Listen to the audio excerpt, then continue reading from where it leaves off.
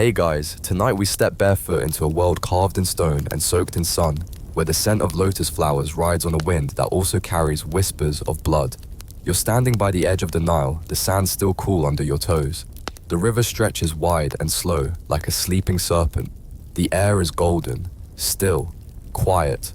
And then comes the sunrise, deep crimson, like the eye of a god flaring open above the horizon. It's a beautiful morning. Too beautiful maybe. Because this isn't just any Egypt. This is the Egypt of brutal kings and shadowed palaces where pharaohs rule not only by divinity, but by fear.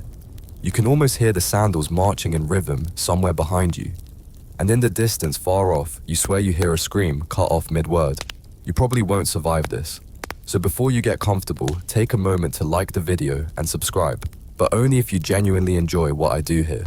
Feel free to post your location and local time in the comments. I'd love to know where you're listening from.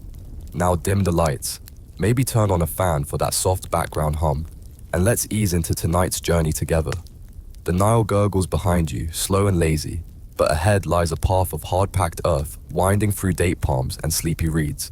You follow it, because what choice do you have? The sun is rising, and with it, the gods wake, and if you're not already on your way to serve the throne, someone will notice. You're headed toward Memphis. No, not the one with barbecue and blues. This is the ancient Memphis capital of the Old Kingdom. Somewhere behind its gleaming white walls, Khufu will one day dream of pyramids and scribes will learn to erase people from memory with just a flick of ink. But for now, it's still early. Still relatively innocent. Emphasis on relatively. As you walk, an ibis flutters overhead. Its wide white wings briefly block the sun. The Egyptians say the god Thoth takes that formkeeper of wisdom of time and scribes. You silently ask for his protection, because today you've been summoned to serve in the great house of life. You're just a junior apprentice, barely old enough to braid your hair without help. But someone noticed you could read, and that alone is dangerous. The walls of Memphis shimmer with white plaster and divine order. That's what they call it, Matt. Balance, harmony. Except, balance in Egypt isn't always peaceful. Sometimes it's held up by spears. Sometimes by punishments written on the skin, not paper. You pass guards in leopard skin cloaks, bare-chested bronze axes slung lazily over their shoulders, like it's just another Tuesday. You try not to meet their eyes. Inside the city, everything smells like crushed mint and baked clay. There are market stalls packed with figs, onions, and dried fish. Children dart between them with clay dolls and little reed boats. But there's tension beneath it all. You can feel it in the way people glance toward the palace, even when they laugh, even when they barter. Because this morning, the palace has hung out its red banner. And that only means one thing. The pharaoh is awake, and in a mood. You finally reach the House of Life, a sandstone library as old as any building you've seen. Its columns are painted in faded lapis blue, like the sky after a long summer. Inside are scrolls upon scrolls stacked in pigeonhole cubbies like rows of sleeping birds. You're not here to read them yet. You're here to copy a list, a simple list, names of tribute givers from the southern provinces. Except, the list already has blotches. You're told to sit beside an old man named Hekanakt. His hands shake as he writes. Not because he's old, you think, but because he remembers. Remembers a time when another young scribe misspelled the name of a noble, and that noble just happened to be friends with the pharaoh's cousin.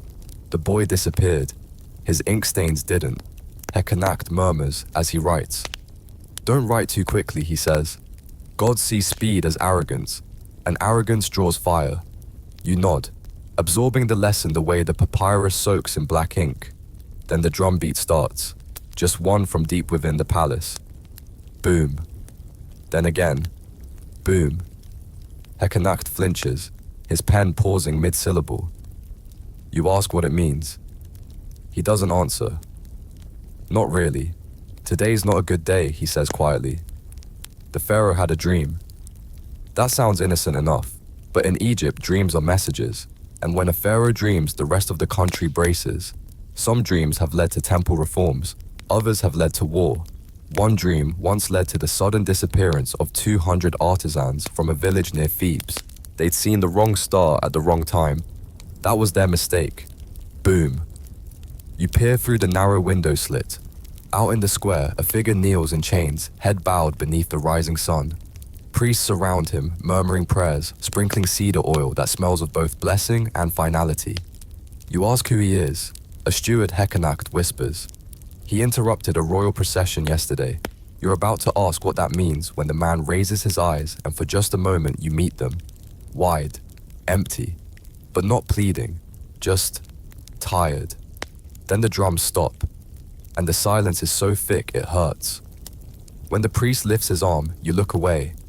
The sound that follows isn't loud, just a sudden thump, followed by the soft whimper of someone who saw too much. This is Egypt under divine rule. This is what they mean when they say eternal order. It's not always elegant rituals or sparkling treasures in tombs. Sometimes it's red banners, trembling scribes, and names that vanish like breath in a sandstorm. You close your ink jar quietly. Hekanacht finally exhales. Don't misspell anything today, he says, like it's a joke. But you don't laugh. Because as the Nile shimmers in the distance, you realize something deep and unsettling. Here in the land of gods and gold, the sun might rise for everyone, but it shines brightest on the one who holds the whip. And that, dear listener, is just the beginning. You don't walk back to the palace, you're summoned. Two guards appear before the house of life has even cooled from the morning heat. They don't speak. One simply lifts his chin just slightly, and that gesture alone is enough. You're expected to follow. You glance at Hekanacht, but he won't meet your eyes this time. His fingers are tracing a slow, tight circle on the stone table, a protective charm scribes sometimes draw, especially when they feel the gods might be watching too closely. It's something old, older than even the stories in the scrolls. The walk is short, but it feels like a trial, like judgment has already been passed and the path is simply ceremonial. The limestone streets shine with trapped sunlight. Each step echoes a little too loudly. Flies buzz lazily around baskets of salted fish. You pass a mother bargaining over goose eggs. A man offers amulets shaped like frogs. Somewhere a dog growls low near a butcher's stall. But none of it feels real. Each detail slides by in a haze, like you're walking through a fever dream, because ahead of you rises the heart of the machine. The palace, and beyond it the Pharaoh's court. You're not important enough to be taken to the inner chamber. Not yet, but the guards don't take you to the back doors either. Instead, they stop in front of an arched hallway walls, etched with cartouches, those long oval rings that enclose royal names. You recognize some of them. The symbols for Horus, for life, for victory. Someone once told you those words never really change, even if the men behind them do. That's the trick of eternal Egypt. Everything is forever, except the people. One of the guards gently pushes you forward. No force, but no doubt either. And then you see it. Through tall reed blinds under a shaft of white-hot sunlight, a royal chariot rolls into the courtyard. The wheels are gold-trimmed, the horses shimmer black like obsidian, and standing on the chariot's platform armor glinting like a divine statue brought to life is the pharaoh. You had imagined him older, grayer, heavier with wisdom or years. But this pharaoh is young. His skin is deep bronze burnished by the sun. His eyes are lined with black coal so dark it makes his stare feel sharp, like it could cut clean through your bones. He steps off the chariot. Not in ceremony, just movement. He tosses his war bow to a servant like it's a child's toy. His hands, they're covered in blood, and not his. A bundle is unrolled in front of him. It hits the courtyard stone with a loose flopping sound. You look away too late. It's a body. A Nubian rebel by the look of the beads twisted through their hair. Still breathing. Barely. You hear the sound before you fully register the sight. A wet, thick noise. Like tearing hide. Or leather soaked in oil. Then another. And another. A rhythmic, heavy thwack. The pharaoh has raised a ceremonial mace. It gleams in the sun, carved with the falcon head of Horus, protector of kings. And he brings it down. Once, twice, 3 times. You lose count. But the noise ends long before the fear does. When it's over, the square is silent. The guards beside you don't flinch. They've seen this before. This is called smiting the enemies of Horus. It isn't just execution. It isn't just war. It's ritual. It's theater. Spectacle. A demonstration of divine right. The pharaoh doesn't rule just because he was born into it. He proves his power. One broken skull at a time. You look at his face. There's no madness in it. No fury, just focus, precision. He could be writing a letter or carving a statue. Historians today still debate what these smiting scenes really meant. Some say they were symbolic, not literal. Others insist they were real events performed to terrify enemies and remind subjects of divine justice. But here, standing in this hot courtyard with blood still steaming on the stone, you realize it doesn't matter. The fear is real. The message is clear. A small boy runs forward holding a shallow bowl of palm wine. The pharaoh drinks, his hands still red, still dripping. And then he looks at you. Not past you. At you. And he smiles. You're led inside. Not into the throne room, but to a chamber just behind it. A smaller, cooler hall. The walls are painted with scenes of conquest. Armies marching enemies, kneeling the king standing twice as tall as the other figures, bow drawn, divinely lit. A servant places a cold cloth on the back of your neck. Another offers you dates on a polished plate. You're not sure whether to eat, or speak, or run. A priest appears beside you. He speaks softly. You will write of this morning. You turn toward him. He's not old, but his voice carries the weight of someone who's chosen silence as a survival tactic. The tribute he continues. The justice, the strength of divine kingship. But I'm just an apprentice, you whisper. He doesn't blink. You saw, he says. That's enough. The priest introduces himself.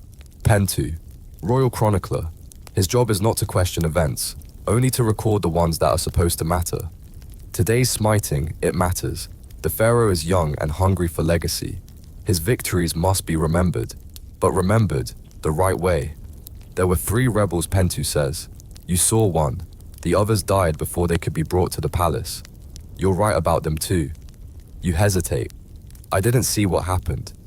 He gives you a long look. Not angry, not even disappointed. Just still. You'll imagine he says what the gods would want remembered. It's not a suggestion. He leaves you with papyrus, a reed pen, and a lump of cold ash where your appetite used to be. You begin to write, slowly. The scent of blood still lingers. No matter how much perfume the servants burn, you write words like glorious conquest. Justice brought by divine hand. The southern rebellion crushed beneath celestial order. It's the kind of language they love. The kind that will be carved into walls and recited centuries from now. The kind that makes today's horror feel like yesterday's myth. Outside priests pour libations. They chant. They circle the body. What's left of it? It's being wrapped in linen. Not for dignity, but for parade. It will be shown through the streets before sunset. You keep writing. You say the pharaoh's arrow pierced the rebel's heart mid-flight. A lie. You say the crowd cheered as justice was delivered. Another lie. You say the wounded were given mercy. Their sins washed clean. That one almost makes you laugh. You add one final line. Thus did the living Horus restore balance to Egypt, and the sun burned brighter for it. You set the pen down. The papyrus curls as it dries. Your sweat mixes with the ink. Later that day, you'll hear whispers. Someone tried to smuggle bread to the dead rebel's family. No one will say what happened to them, but for 3 days, the palace kitchens will smell faintly of smoke. This is the truth behind the golden mask, behind the museum glass, behind the glint of scarabs and the gleam of sarcophagi. This is how pharaohs rule, not just with crowns and statues, but with spectacle, ceremony, fear. You leave the palace without saying a word. Outside, a little girl sings by the fountain. She has a wooden doll in her arms and no idea what happened behind those towering stone walls. For now, she is safe. You look up. The sky is blue, so blue it hurts. The sun climbs toward noon. Merciless, magnificent. And you walk home with the memory of a man's blood steaming on golden armor, wondering how long your own name will last if you dare write it honestly. You wake the next morning with the scent of incense still clinging to your skin. Your fingers ache from writing, and your dreams are full of falcon eyes and twisting snakes. The gods do not speak plainly in dreams. They hiss, they coil, they test. They show you the world upside down, then expect you to walk through it as if it's always been that way. Outside your window, Nile fog hangs low, brushing through reeds, like fingers moving through wet hair. The world feels calm again, for just a moment. You almost let yourself believe that the day before was a vision, a bad spell brought on by heat, or hunger, or too much time under temple torches. But then, you see the scroll. It sits beside your sleeping mat. The one you didn't write. Your breath catches. You reach for it with slow hands. The scroll is sealed in soft beeswax marked by the royal insignia. Not pentus, not the priests, not even the court scribes. It's from the Pharaoh himself. The message is short, surprisingly short. You write well. I remember your eyes. Come again at dusk. There is more you must see. No name, no warning, no praise or command. Just that single sharp fact. He remembers your eyes. You sit there for a long while, scroll still open in your lap, watching the fog begin to rise, and you realize you don't have time to refuse. Not that anyone refuses the Pharaoh and lives to mutter about it. So the day begins, crawling forward slow as a scarab, dragging the sun across the sky. You eat bland barley porridge. You pretend to copy census rolls. You try to ignore the glances from those around you, those who know or suspect that you've been marked, not for death, at least not yet, but for closeness. And in this world, closeness to the throne is as dangerous as rebellion. You remember the old tales of Akhenaten, who bent the sun into a jealous god and built a city no one wanted to live in. Of Pepi III, the child king who punished any servant who yawned in his presence. Of kings who believed themselves divine and became shadows of the monsters they feared they'd be. Historians still argue whether Egypt's darkest pharaohs were mad from birth or broken by the weight of endless praise. When you're told from your cradle that you are Horus reborn Ra's voice on earth and the perfect son of the gods, how could you not start believing it? Dusk comes faster than you expect. The golden sky bruises into violet, and then a quiet knock. A servant stands in the doorway, barefoot, face veiled in soft linen. They don't speak. You follow. Through side corridors, past chambers where cats sleep and jars of sacred oils line the walls, until you reach a place you've never seen before. A garden. It opens before you like a dream. Lotus flowers float in still pools. Almond trees arch over winding paths. The stars shimmer on the surface of the water, as if heaven is reflected here, quiet, close, and impossible to touch. You expect a goddess. Instead, you find the pharaoh. He sits on a stone bench, cross-legged, dressed in plain linen. No crown, no gold, no guards. His feet are bare. His hands rest on his knees, fingers tapping gently to some invisible rhythm. You came, he says, without looking up. You nod. Words feel too dangerous. I dreamt of crocodiles last night, he says, still tapping, still staring into the water. Big ones, with feathers, swimming through the stars. He tilts his head. Do you know what that means? You shake your head slowly. He turns to look at you, now really looks. Something in his eyes has shifted. Less cold. Not warmer exactly, but almost curious. It means he says I should trust someone unexpected. Maybe someone who's afraid. You swallow, hard. I like the way you wrote, he continues. The people cheered when I read your scroll aloud. They love to cheer. You think of the part you wrote about the crowds chanting his name as he raised the mace. It never happened. I want a new scroll, he says. About a city, a perfect city. His voice is quiet. One where no one steals. Where every man brings grain on time. Where women only cry when they're happy. You hesitate. Does this city exist? He laughs, but it's a tired sound. No, he says. But if we write it enough, maybe it will. You sit beside him. He hands you a scrap of parchment, a reed pen. The stars bloom overhead. Crickets sing. The world feels just a little too still. You begin to write. But he speaks again so softly, you nearly miss it. My father killed my mother, he says. You stop writing. Still. Silent. He said she tried to poison him. She didn't. She just wanted to leave. That was her crime. His voice is steady, but distant. He made her into a traitor. Had scribes rewrite the scrolls. Now she's gone. Just a whisper. He leans back, gazing upward. I don't want to be like him, he says. But sometimes I feel him in my hands. When I hold the mace. There is a pause, long, fragile, then almost a whisper. Do you think I'm cruel? Your mouth opens, closes. The truth is sharp. A lie might break you. So you say gently, I think cruelty doesn't always start cruel. Sometimes it starts tired or afraid. He looks at you again, and for a flicker of a moment, you are not a servant, not a scribe, not a pair of eyes or a silent pen. You are real. Then the moment ends. He stands. I'll call for you tomorrow, he says. We'll write about mercy. Maybe we'll make it real. And with that, he walks away, barefoot, into the garden shadows. You are left alone with the frogs, the stars, and the heavy ache in your chest. You stay there until the moon rises, until the pools go still, until the paper in your lap holds a vision of a city where no one lies, where pharaohs weep when they must punish. You know it's a fantasy, but part of you, some scared and hopeful piece, wants it to live, even if only in ink.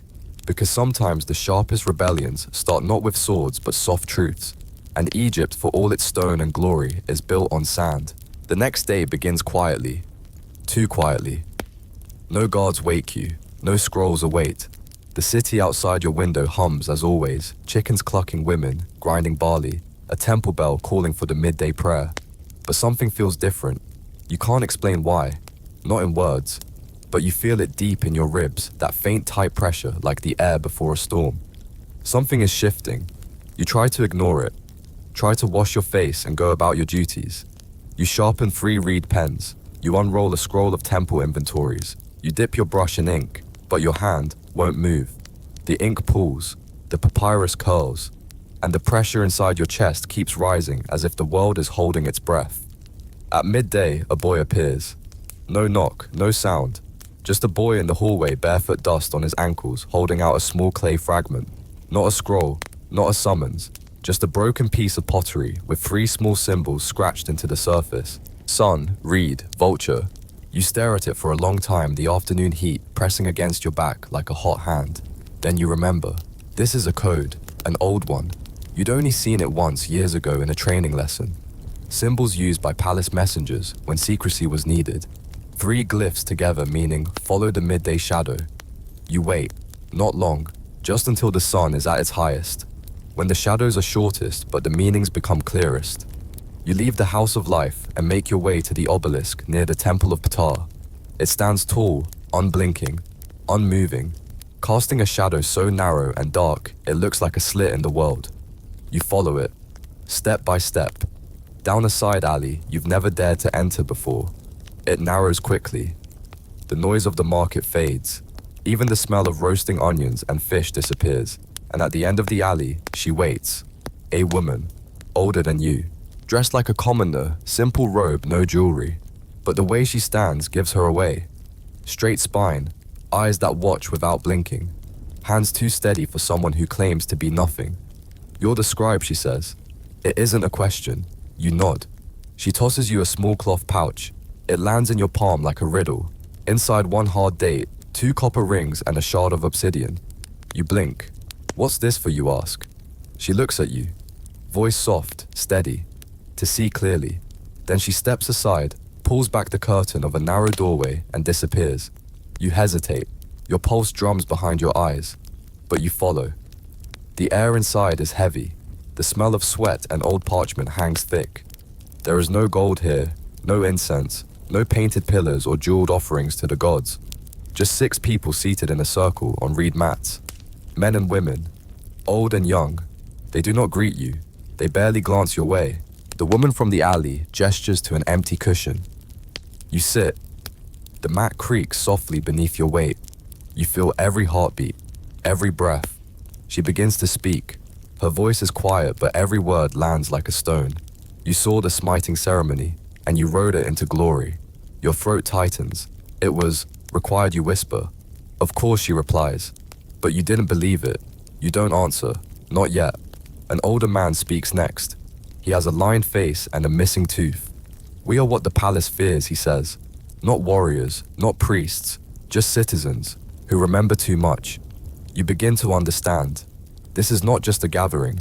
It's something else. Something far older than any scroll you've copied. A resistance. Not with swords, not with fire, but with stories, with names, with memory. Someone passes you a scroll. The papyrus is worn, edges frayed, creases like river lines running through it. You know this format. Lists of names and deaths, the kind used for census work or temple records. But these names, they're different. These are the vanished, the woman says. People who stood too close to truth. You scan the names. Some are scratched through. Some are marked with red X's. You recognize one Meketaten, the daughter of Akhenaten, erased from all temple walls after her father's fall. Historians argue about her still. Some say she died of plague. Some say murder. Here beside her name you read a new cause of death. Silence. Your fingers tremble.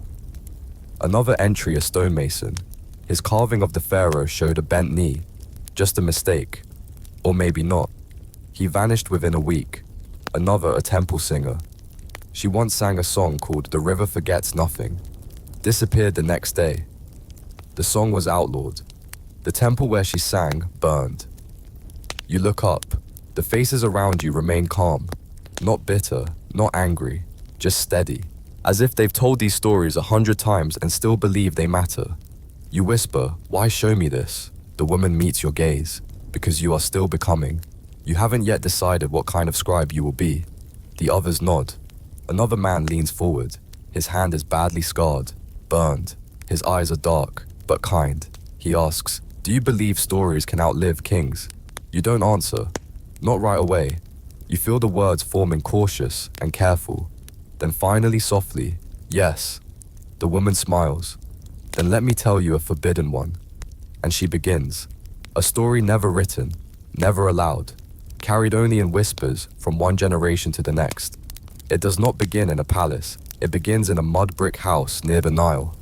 A boy, born with a crooked foot, said to dream of gods and remember things he never learned. Poor, unremarkable, except for his voice. His words, people said, held power. One day he stood into village square and told the people that Pharaoh was not a god, just a man. He said divinity belonged to all who worked the land, who raised children, who offered prayers with cracked hands and open hearts. For this he was arrested, beaten, thrown to the crocodiles. But the story says the crocodiles did not eat him. They bowed, and from that day forward the boy became a myth. You whisper, "Was he real?" The woman shrugs. Real enough that people still whisper his name. That's what matters. You look down, the shard of obsidian still sits in your palm. Cold, dark, sharp, a tool for carving, a weapon, a mirror.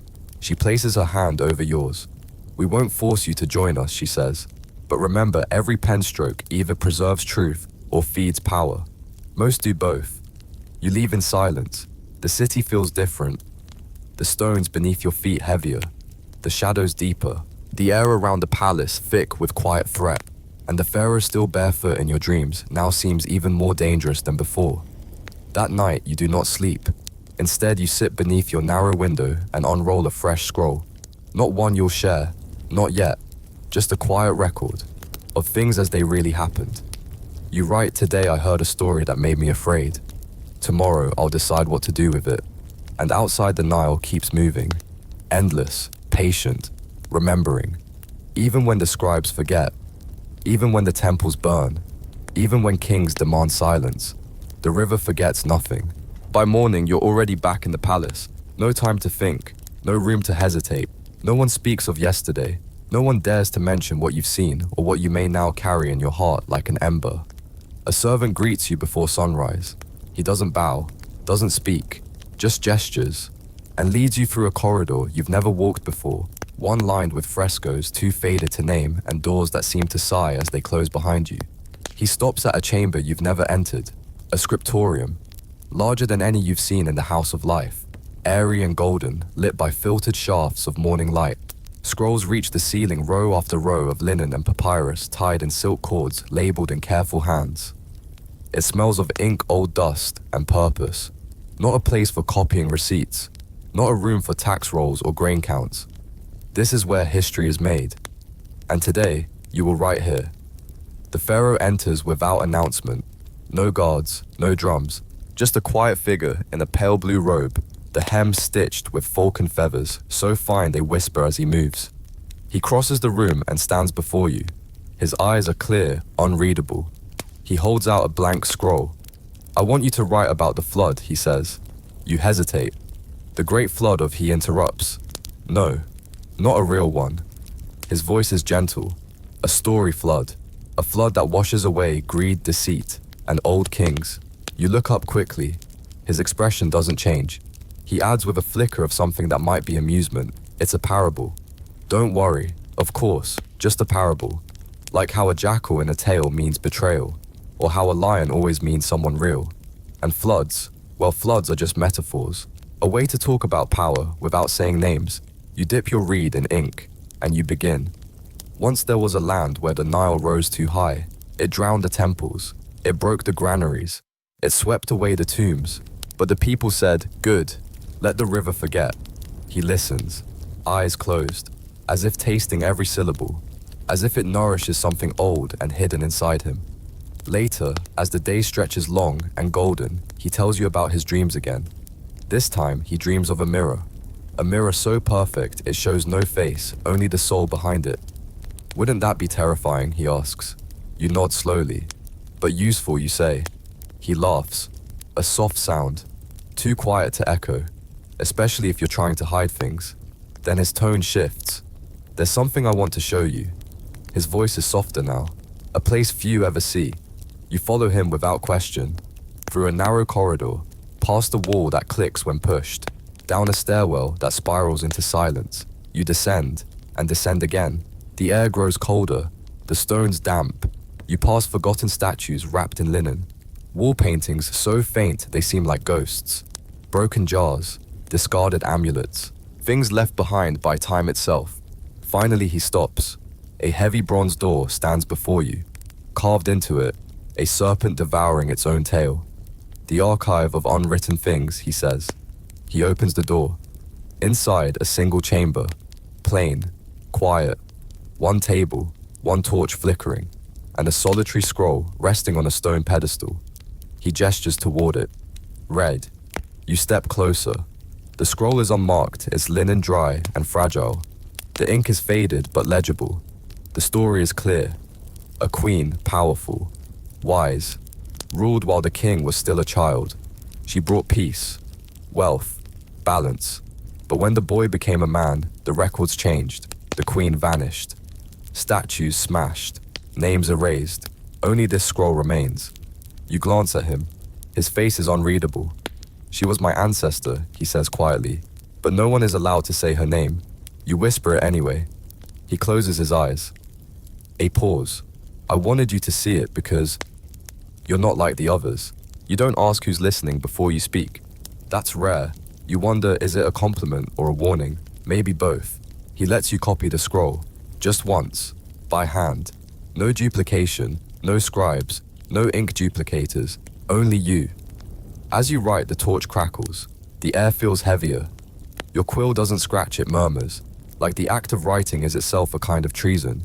When you finish, he takes the original scroll, wraps it again, locks it away. No key. No mention of the place again. That night, you return to your chamber.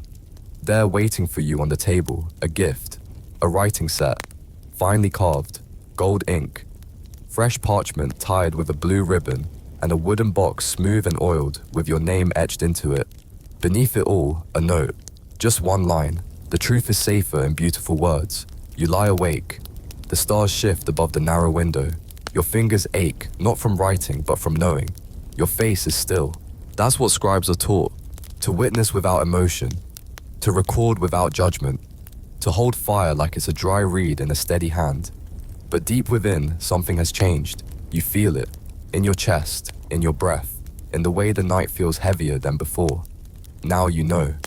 There are two Egypts, one above, the Egypt of monuments, of names etched deep into limestone, of feasts and processions, of proclamations shouted by trumpets, of truth made official, and one below, the Egypt of memory, of silence, of stories passed in whispers, of scrolls hidden behind bronze doors, of names that survive only in dreams. You live between them now. You walk a narrow path. No longer just a recorder, no longer just a tool. Each stroke of ink, each phrase, each silence might tip the balance. You try to sleep. You even whisper to yourself, "I'm just a writer, just a scribe, a servant of words." But even that feels dangerous now. Because in Egypt, writing is never just writing. It is memory. It is power. It is rebellion. And it is obedience, all at once. And far away, in the dark of the court, the crocodiles are not in the Nile. They wear perfume. They sit on carved thrones. They smile with soft lips and hold knives behind fans. You dream again, but this time the queen is not silent. She stands beside you, wreathed in linen and shadow, eyes calm. She places her hand on yours, and she speaks. Her voice is wind over water, firm, kind, unshaken.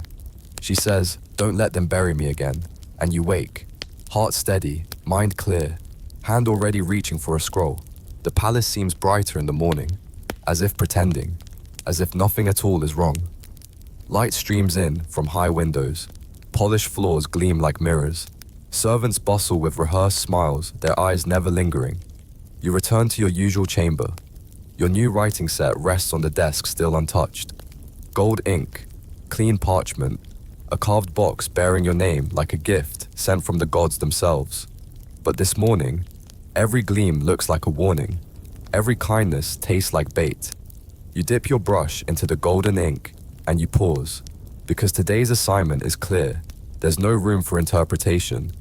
You are to compose a hymn praising the Pharaoh's divine mercy, a verse celebrating his gentleness in reducing the grain taxes for this season, a proclamation of gratitude, to honor his kindness toward the common people.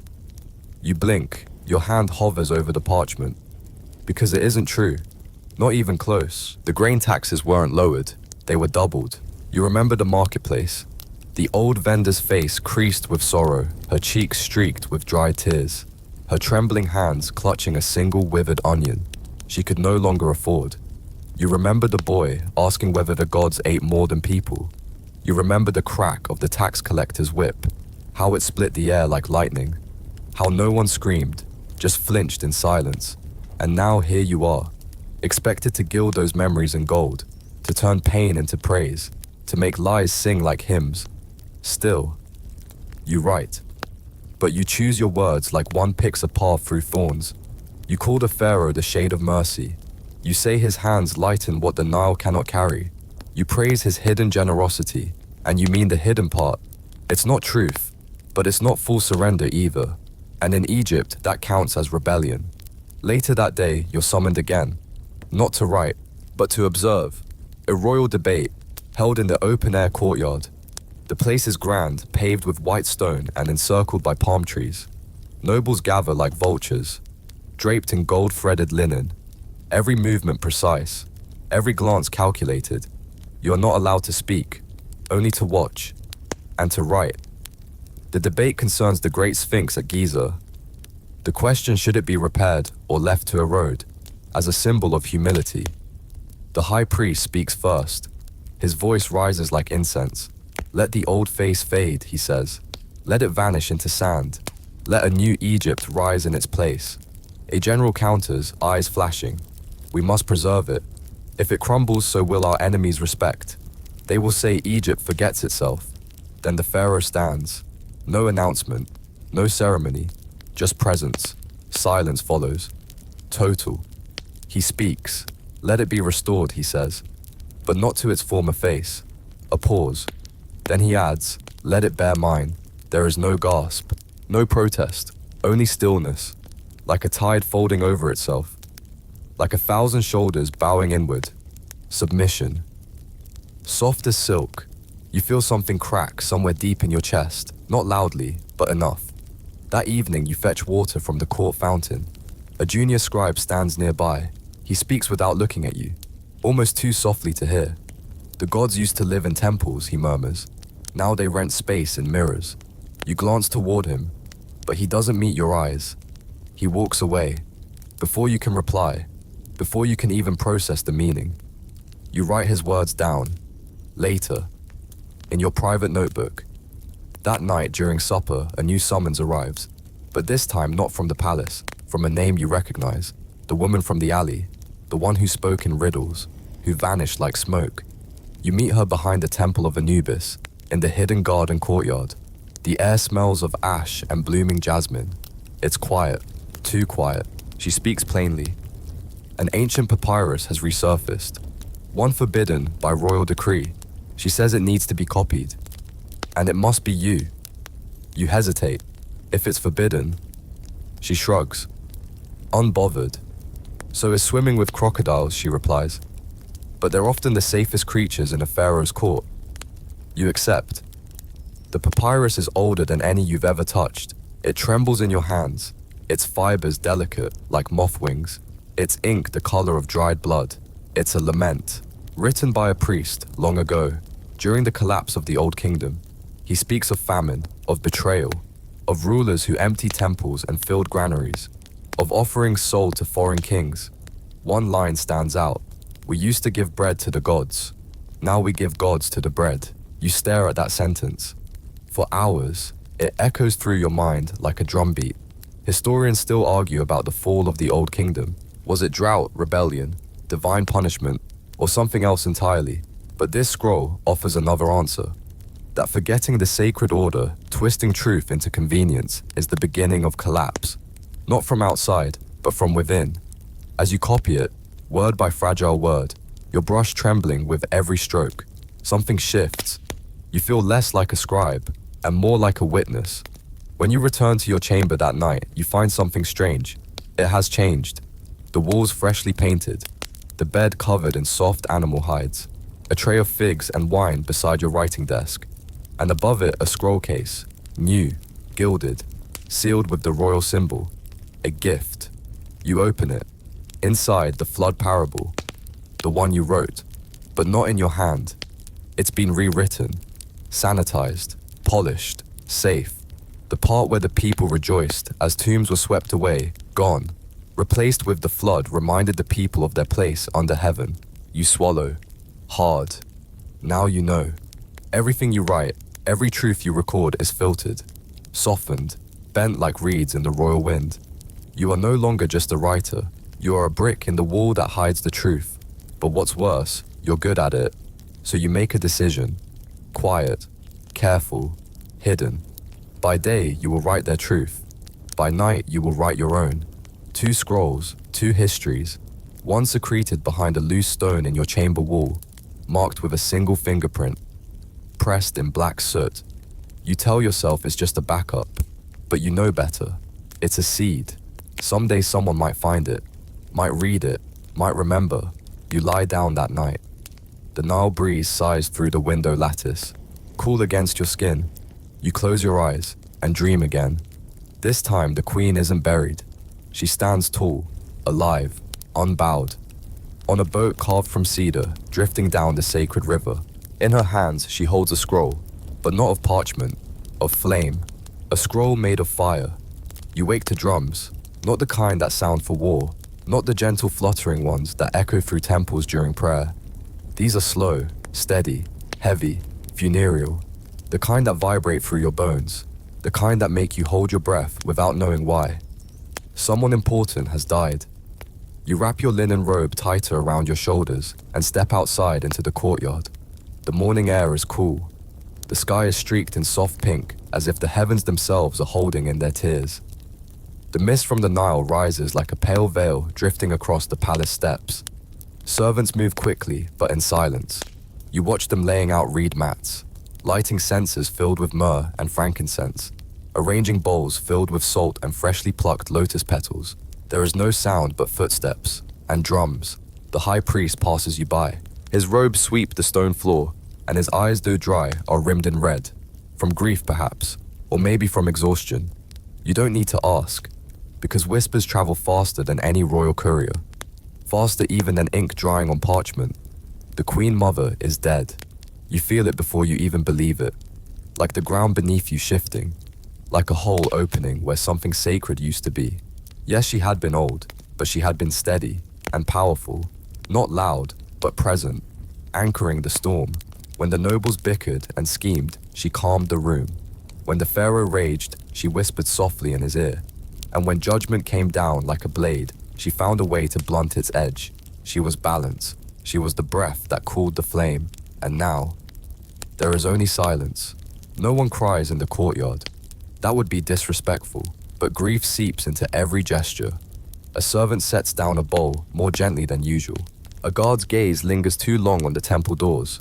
An offering of dates is left at the threshold with no words, no song. You are not summoned to write of her. Not yet. It's too soon. Instead, you are asked to draft prayers of continuity, rituals, words meant not to honor her passing, but to insist that nothing has changed. Prayers that declare for the gods and the people alike that the pharaoh remains divine, that grief will not interrupt glory, that the sun will still rise, You hate these prayers, because everything has changed. At noon, the funeral procession begins. You don't walk with the front of the crowd. Instead, you trail quietly at the back, unnoticed, unimportant, watching, listening. Her body lies in a cart of carved cedar wood. It's draped in fine linen, and resting gently on her chest is the crown of Hathor, the goddess of motherhood and joy. Musicians play with sharp, breathless rhythm. Their flutes weep.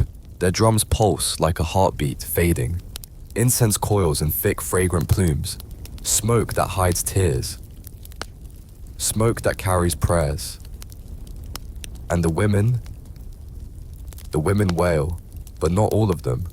The loudest are hired mourners. Their cries rehearsed, their sorrow staged. But behind them, the real grief walks barefoot. Wrinkled hands clutched together, eyes downcast. These are the ones who knew her, loyal servants, hidden daughters. A eunuch who once brought her honey when her throat ached, and among them, you see her, the woman from the alley, the one with quiet fire behind her gaze. She doesn't cry. She doesn't stumble. She walks steady as the Nile, eyes fixed forward, hands open at her sides. That night, a messenger arrives at your chamber door. He brings you a new assignment, not from the palace steward, not from the scribal hall, but from the pharaoh himself. He wants a hymn, a public one, a sacred one, to honor the Queen Mother. It will be read aloud during her 70-day embalming rites, and carved into a stone stele for generations to read. Made permanent, made eternal. You are the one chosen to write it. You sit at your desk staring at the blank scroll. The ink beside you is fresh. The gold flecks inside it gleam, but your hands do not move. You remember her laugh. It was warm, like firelight during cold desert mornings. You remember how she always spoke to the servants by name, how she once asked about your cracked fingers when the ink had dried them raw, how she insisted the kitchen scribe be given a new cushion. But you cannot write any of that. Instead, you are told what names to use. She who stood beside the throne, voice of balance, everlasting joy. You are to elevate her, to lift her so high into the realm of myth that her humanity disappears. You write slowly, painfully, but in the center of the hymn, buried like a seed, you hide a single line. She walked beside gods, but never bowed. Her voice, though soft, made mountains tilt. You pray no one notices. After the hymn is complete, you're left alone with the embalming priest for a brief moment. He is old, bent like a reed beneath its own weight. His hands are stained with natron and resin. He looks at you with a gaze that's heavy and knowing. She asked for you, he murmurs. You blink. Who? He doesn't smile. But something like kindness flickers in his tired eyes. The queen, before the fever took her. She said, "Tell the scribe. The real stories matter, even if no one reads them." You don't know what to say, so you bow your head and walk away. Outside, the stars burn cold and bright in the desert sky. The Nile is quiet, a dark silver ribbon, still, endless, but your heart beats like a drum. You return to your chamber, light a single lamp, and pull out the scroll hidden behind the wall. Tonight you do not sleep, you write. Not for the pharaoh, not for the people, not for the gods. You write for her. You write about the child she once saved from execution by calling it a test of mercy. About how she corrected the high priest when he forgot a line in prayer gently, but with steel. How she made sure the servant girls had their own festival feast, even when the nobles refused. You write it all. Every word, every story. And at the end you write simply, she was real, she was kind, and Egypt will pretend it doesn't miss her. You roll the scroll, wrap it in linen, tuck it back into the wall behind your bed, and seal the space with a thread dipped in her favorite perfume, pressed into warm beeswax. For once, your hands do not shake. The next morning, the palace stirs with a new kind of energy. Not grief, not mourning, preparation. There's talk of ceremony, of triumph, of legacy, but not for a new king. The pharaoh still rules. Know this ritual is for his memory, for what will be said of him when he is gone. You overhear two stewards whispering near the garden. He wants to be remembered as the only pharaoh who ever truly mattered. Wants a new title, something eternal. You almost laugh, but the sound stays trapped behind your teeth. because you know the truth. Legacy in Egypt isn't built on deeds, it's built on ink, on stone, on scrolls. It's built by scribes, by people like you. Every word you choose carves the shape of the past, shapes the future, shapes belief. You stare at your ink brush and dip it into black, because tonight you will write in shadows. But one day, someone will read it in the light.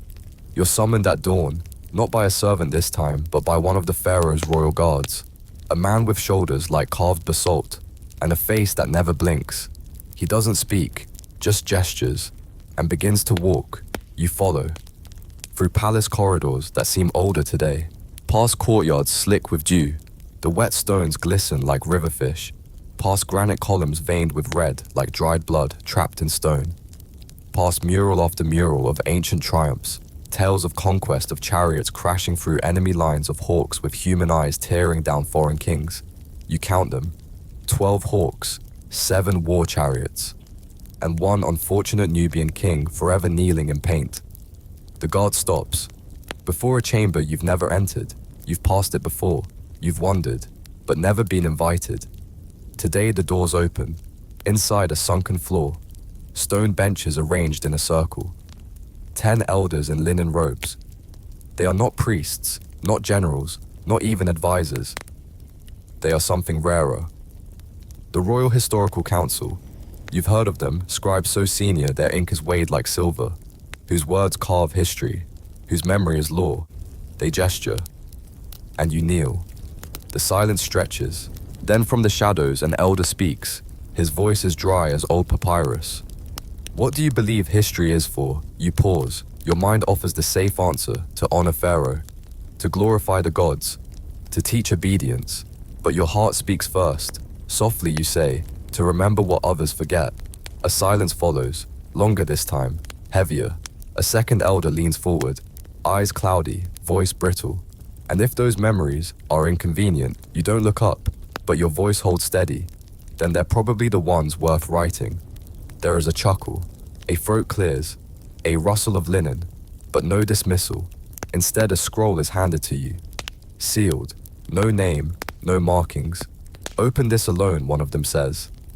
Then decide if you still want to write. You bow and leave. Your hands shake as you walk. Past those same murals, those same hawks, those same lies. Back in your chamber, you wait until the hallway falls silent. Then you break the seal. It's a letter, not addressed to you, but meant for you. The ink is faded, but the hand is strong. It's from the previous royal scribe, the one who vanished 10 years ago. She writes as if she knew, as if she saw you, saw this moment. If this finds you, she begins, then the council has chosen. They choose rarely, they choose poorly, but if they chose you, they see something. She speaks of years spent writing one version of history, the one for temples, for nobles, for Pharaoh's pride. But at night she wrote another, a hidden one. She called it the ink that bled. Fragments scattered like seeds on the underside of coffin lids, within footnotes no one reads behind false walls in storage rooms. I couldn't save the truth, she writes, but I could plant it. You hold the scroll like it's alive, and maybe it is. You are not the first, and if you vanish, you won't be the last. Later that week, a new assignment arrives, from the Pharaoh himself, a monumental stele, to stand beside the river temple. He wants you to write the inscription. It will say that his reign was everlasting, that he showed mercy during the droughts, that he brought peace to all enemies. They hand you notes, just words, cold ones, empty ones, because none of it happened. The drought left cities starving. Mercy never left his lips, and the peace came only because the enemies had nothing left to fight with. You tread carefully, perhaps a more poetic framing you suggest. Focus on divine strength maybe, rather than peace. A master scribe narrows his eyes and replies flatly, your job is not to edit the king. Then colder still, stone remembers forever. But so do we. It's not just a warning, it's a sentence waiting. That night you sit before a blank scroll. The brush waits, but your hand does not move. Instead you reach for the hidden scroll, the one behind the wall, the one with truth. You write not for Pharaoh, but for the wind. Today I was asked to carve lies into eternity. Instead I chose silence.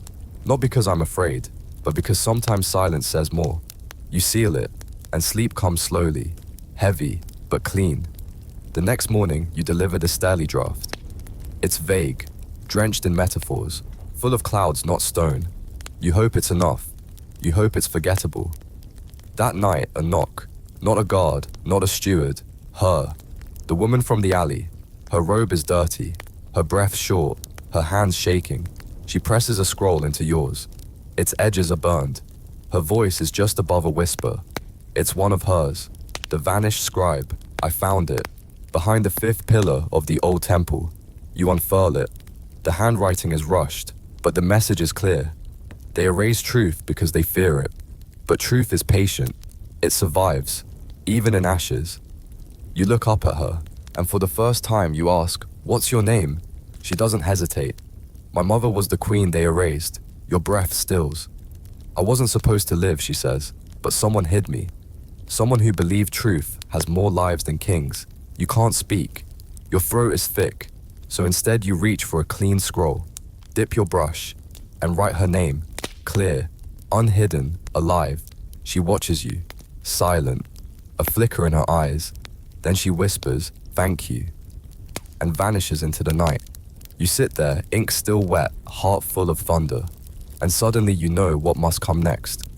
You return to your chamber, to your brush, to your wall. You take out every hidden scroll, line them up, read them again, every word, every fragment, and you begin to weave them, not for Pharaoh, not for temples, not even for the council, but for the future. A truth whispered so often it becomes wind, soft, invisible, but there, always. Tomorrow the king will have his stele. It will shine, and lie. But you will have something else. A history not carved in stone, but carried in breath and blood. And maybe, just maybe, someone will find it, long after you're gone, and whisper, "I see you, I remember." Because even in silence, truth survives. Even in ashes, even in shadows, even in ink that bleeds. You don't see her again for weeks. The palace slips back into its practiced rhythm. Lavish banquets, sun-drenched processions, stern edicts read aloud in the town square by trembling officials. The pharaoh's voice still echoes like thunder through marble halls, but your mind hums with something softer. A name. The name you wrote. A name no stone will carry, but your scroll does. And your hands. They remember the shape of those letters. Each stroke. Each curve. You write by night now. Small, careful lines in a quiet corner of your chamber, your brush whispering across papyrus. You don't just record names, you record stories, like the tale of the young stable boy who saved the crown prince from a cobra bite and was then exiled because he overshadowed divine destiny, or the gifted artisan who carved a statue so lifelike that the pharaoh grew jealous. The sculpture was buried in sand, erased from records, its beauty too bright for a king's shadow. You write not because anyone told you to, not because you hope someone will find them. You write because silence is heavy, and paper is light, and still the pharaoh's legacy machine keeps turning. A royal decree arrives. His birthday is now a holy day, an occasion for offerings at every temple in the kingdom. Children will sing hymns about his unblemished gaze. New coins are struck, bearing his side profile in gold, so that as the decree says, his gaze may bless the hands of the people. You laugh quietly. Unblemished gaze. He's been blind in one eye for years. A wound from battle he insists never happened, but no one dares speak it aloud. And once again, you are called upon to write the hymn. You do it, of course, carefully. You compare his smile to the sunrise, his wisdom to the depths of the Nile, his courage to a lion in heat and hunger. Your hand does not tremble anymore, because for every lie you craft, you write a matching truth. Inhale, exhale. One lie out, one truth in. Balance, ma'at. Still a weight gathers in your chest. You wonder deep down in the quiet part of yourself, are your whispers really enough? Or are you just weaving cobwebs beneath a crumbling sky? One afternoon, you're delivering a sealed message to the Temple of Thoth. You take a wrong turn. The corridor narrows. The air thickens with old dust and forgotten breath. You find yourself in a storage wing lined with rotting scrolls, broken baskets, and stone shelves long abandoned. You pause. Something pulls at you. Not a sound, not a scent, just a feeling. You follow it. And beneath a collapsed shelf wrapped in brittle linen, you find a bundle of scrolls. You kneel slowly, fingers trembling. You peel back the cloth. Your breath catches. These are not official records. They're not temple lists or grain reports. They're stories, memoirs, letters, fragments of real lives, the hidden voices of scribes who came before you. You read in silence. One scroll tells of a night when the pharaoh knelt beside his dying cat and wept into its fur. Another of a young priestess who rejected a royal marriage and chose instead a quiet life by the river fishing with her grandmother. These are truths that never touched stone, that never echoed in the grand halls, that lived only here, in shadows. You sit for hours, just reading, and something inside you begins to shift, because suddenly you realize you are not alone. Your hidden scroll behind the wall, the one you thought was your rebellion, your burden to carry alone. It is one voice among many, a chorus of whispers, a hidden library of defiance. You return the next night, and the night after that. Sneaking back into the archive's forgotten wing, you begin to copy these stories. You don't steal them, you preserve them, line by line, brushstroke by brushstroke. You weave them into your own scroll, gently, lovingly. You build a secret tapestry, not one tale, but many, and with each new story your purpose grows clearer. You are not a scribe of the pharaoh anymore. You are a scribe of the forgotten, but the balance you've built between public lies and private truths is fragile, and one day, it breaks. You are working late, the lamp is low, your hand is sore from writing. Then you hear it. A knock. The high priest enters. He's not angry, not even stern. He doesn't speak at first, just places some things on your desk. You look down. A small scrap of papyrus, your own handwriting, one of your secret lines. She walked beside gods, but never bowed. Your mouth dries. How long? Have you known his face softens? Long enough. You wait for punishment, exile, imprisonment, execution. But he simply sits and speaks quietly. We all lie, little scribe. But you lie in a way that makes us remember the truth. He watches you carefully. That is a gift, but also a danger. You say nothing, you can't. He continues. Others will come for you. Maybe not tonight, maybe not tomorrow, but the pharaoh's eye does not blink forever. He leans forward, and when that happens, run. You stare at him. Why are you telling me this? He sighs, and for the first time you don't see the high priest. You see an old man, tired, weathered. Because I once loved the queen, he says softly. She believed truth mattered, and I couldn't save her. He rises, leaves. The door closes behind him like a breath held too long. That night you make your choice. You begin copying your scroll. Not just one copy, many. You write by moonlight, by candle stub, by the flicker of oil in a cracked bronze bowl. You ink them slowly, lovingly. Each replica is exact. Each one carries your truths and the truths of those who came before you. You hide them well. One in a sealed jar of honey, another tucked behind a loose brick in the temple's east wall. One you slide into the folds of a funeral shroud during a royal procession. It rests beneath the body, just above the heart. Each scroll is a whisper, a secret waiting to be heard, a library of memory, waiting, just in case, because someday someone will ask not what the pharaoh did, but what he didn't do. Not what was carved in stone, but what was erased. Not what thundered from balconies, but what was whispered late at night by the light of a single flame. And when they go searching for answers, when they lift the stones and open the jars and dust off the parchment, they'll find you, right there, between the lies, in the footnotes, in the margins. You don't leave your brush out anymore.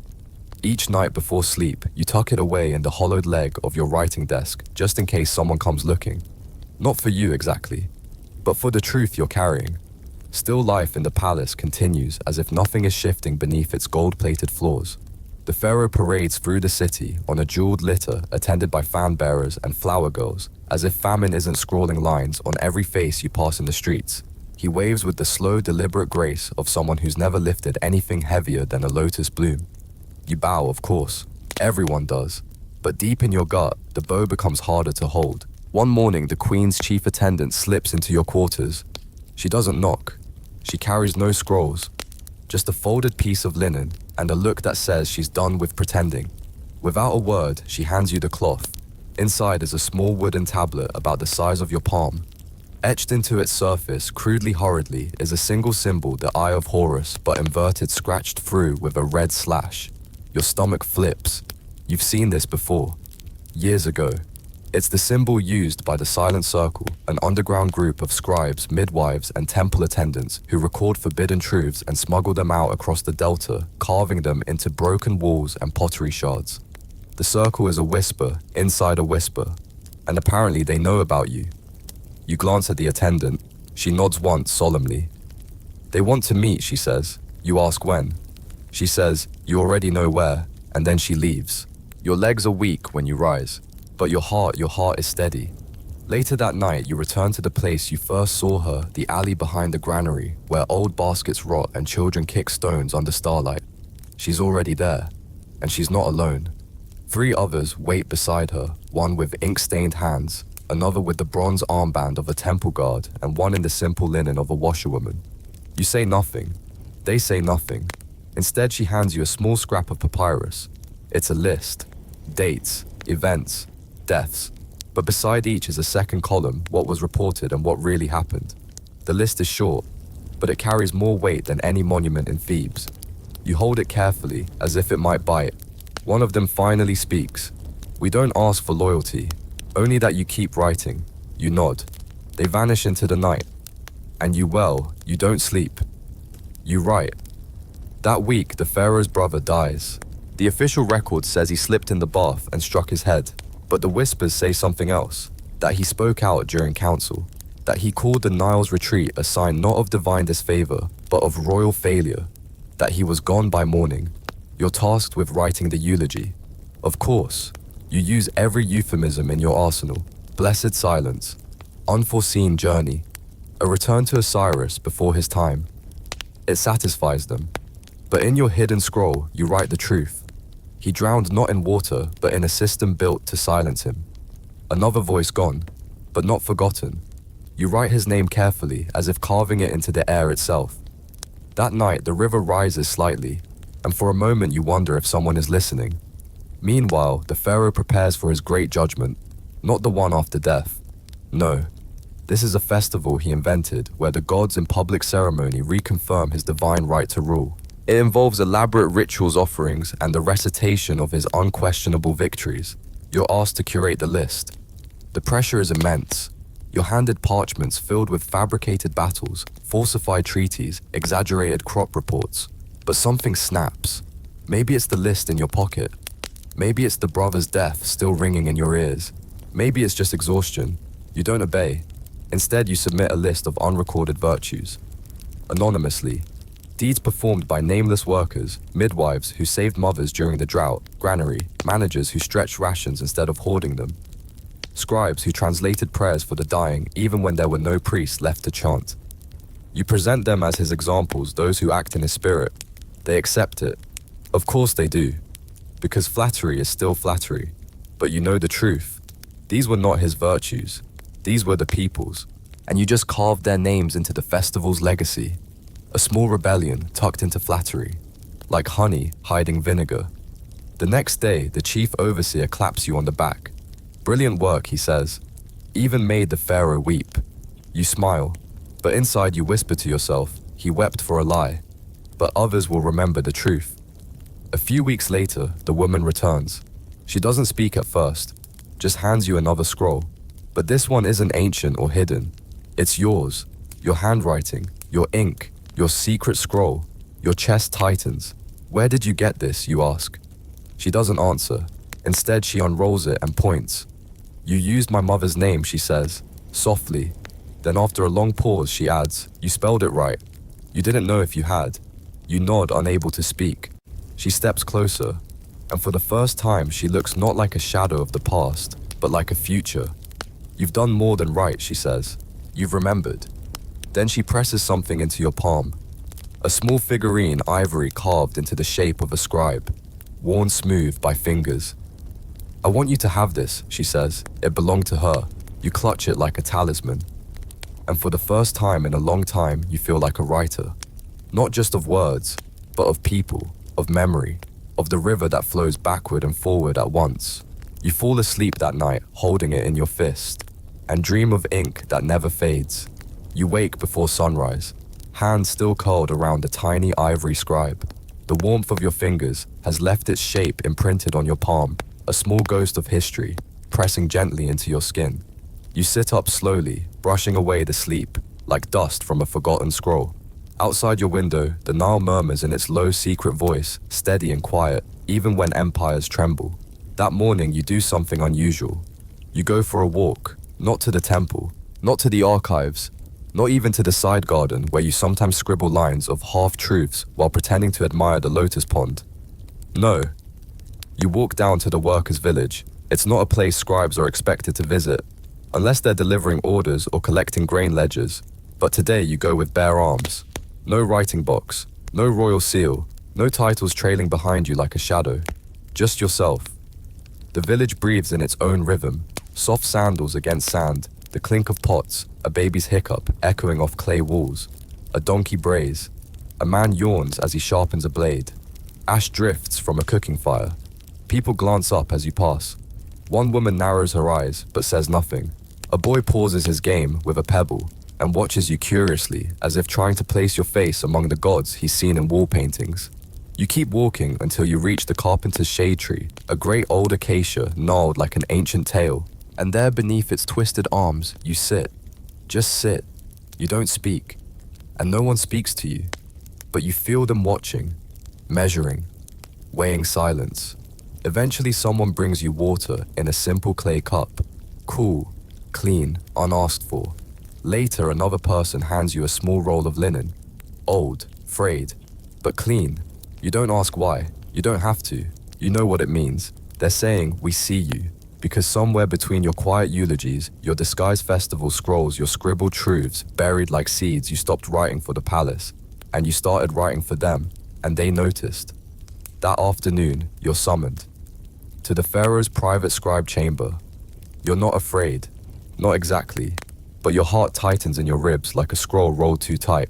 Inside the Pharaoh sits alone. No guards, no fan bearers, no officials, just him. He is cloaked not in linen or gold, but in something heavier. Stillness. You kneel. He does not speak at first. He watches you. One eye cloudy with age, the other sharp as a falcon's gaze. Time passes like dripping oil. Finally he speaks. I heard you were walking in the dust. You say nothing, because what do you say to a man who wears immortality like a robe? He stands, walks slowly across the chamber. His footsteps are soft, measured, as though afraid to wake something sleeping beneath the floor. He stops in front of you, looks down, and says, do you think the people remember me when they chant, you look up? Carefully. I think they remember something you say. A pause, then a laugh, dry, cracked, like old parchment curling in the sun. Something he repeats. Yes. He returns to his seat, and after a moment his voice softens. I used to dream, he says. Not of battles, not of grain, but of gardens, a place where no one knew my name. You say nothing. This is not a conversation. It's a confession. They told me, he murmurs, that I would become Osiris on earth. But no one told me how lonely gods become. Then his gaze sharpens again. Do you write everything you hear? Your mouth is dry, but your voice does not waver. Only what matters. He leans back, says nothing more. You are dismissed. But as you rise to go, he adds almost absently, there's more truth in the village than in all my temples. And for once you believe him. Later that week, you're given a new assignment. To assist the stonemasons engraving a wall commemorating the Pharaoh's 1,000 victories. You almost laugh, but you don't, because you've learned to keep your laughter folded quietly between lines of ink. The lead artisan hands you a draft sketch. It shows the Pharaoh trampling enemies beneath his chariot. Wheels, limbs, flailing horses, rearing divine light bursting from his brow. You are told to supply the names of the conquered cities. You pick the usual ones, Kadesh, Byblos, Nubia, but beside them in tiny script, hidden within curling background vines, you slip in others. Obscure fishing villages, outposts that never resisted. One is the name of your grandmother's town, now swallowed by river silt, remembered by no one but you. No one questions it, because no one looks that closely. The stone is carved, And just like that, your fingerprints are on the palace wall. Not loud, not defiant, but there, a whisper in granite. You visit it weeks later, pretending to admire the craftsmanship. The guards pay you no mind. As you stand before the wall, heat rising in shimmering waves from the limestone, you realize something. Pharaohs rise and fall like the tides of the Nile, but scribes sink deeper. Layer by layer, ink becomes memory. Memory becomes whisper. Whisper becomes truth. A truth that survives fire, flood, and forgetting, and you. You are now one of those whispers. Back in your quarters that evening, you unroll your hidden scroll. You dip your brush into ink the color of dusk, and you write a final line. The pharaoh's name filled the air like incense sweet suffocating and soon gone. Then you set the brush aside. Sit still, not waiting, just listening. And the river outside continues its low eternal hum, like someone turning the page of time. You return to the archives a few days later, expecting the usual dust silence and that familiar hush that wraps itself around old knowledge like a shroud. But something's shifted. The room feels warmer somehow, like it's been breathing while you were gone. Scrolls lie open on tables mid-thought, mid-sentence.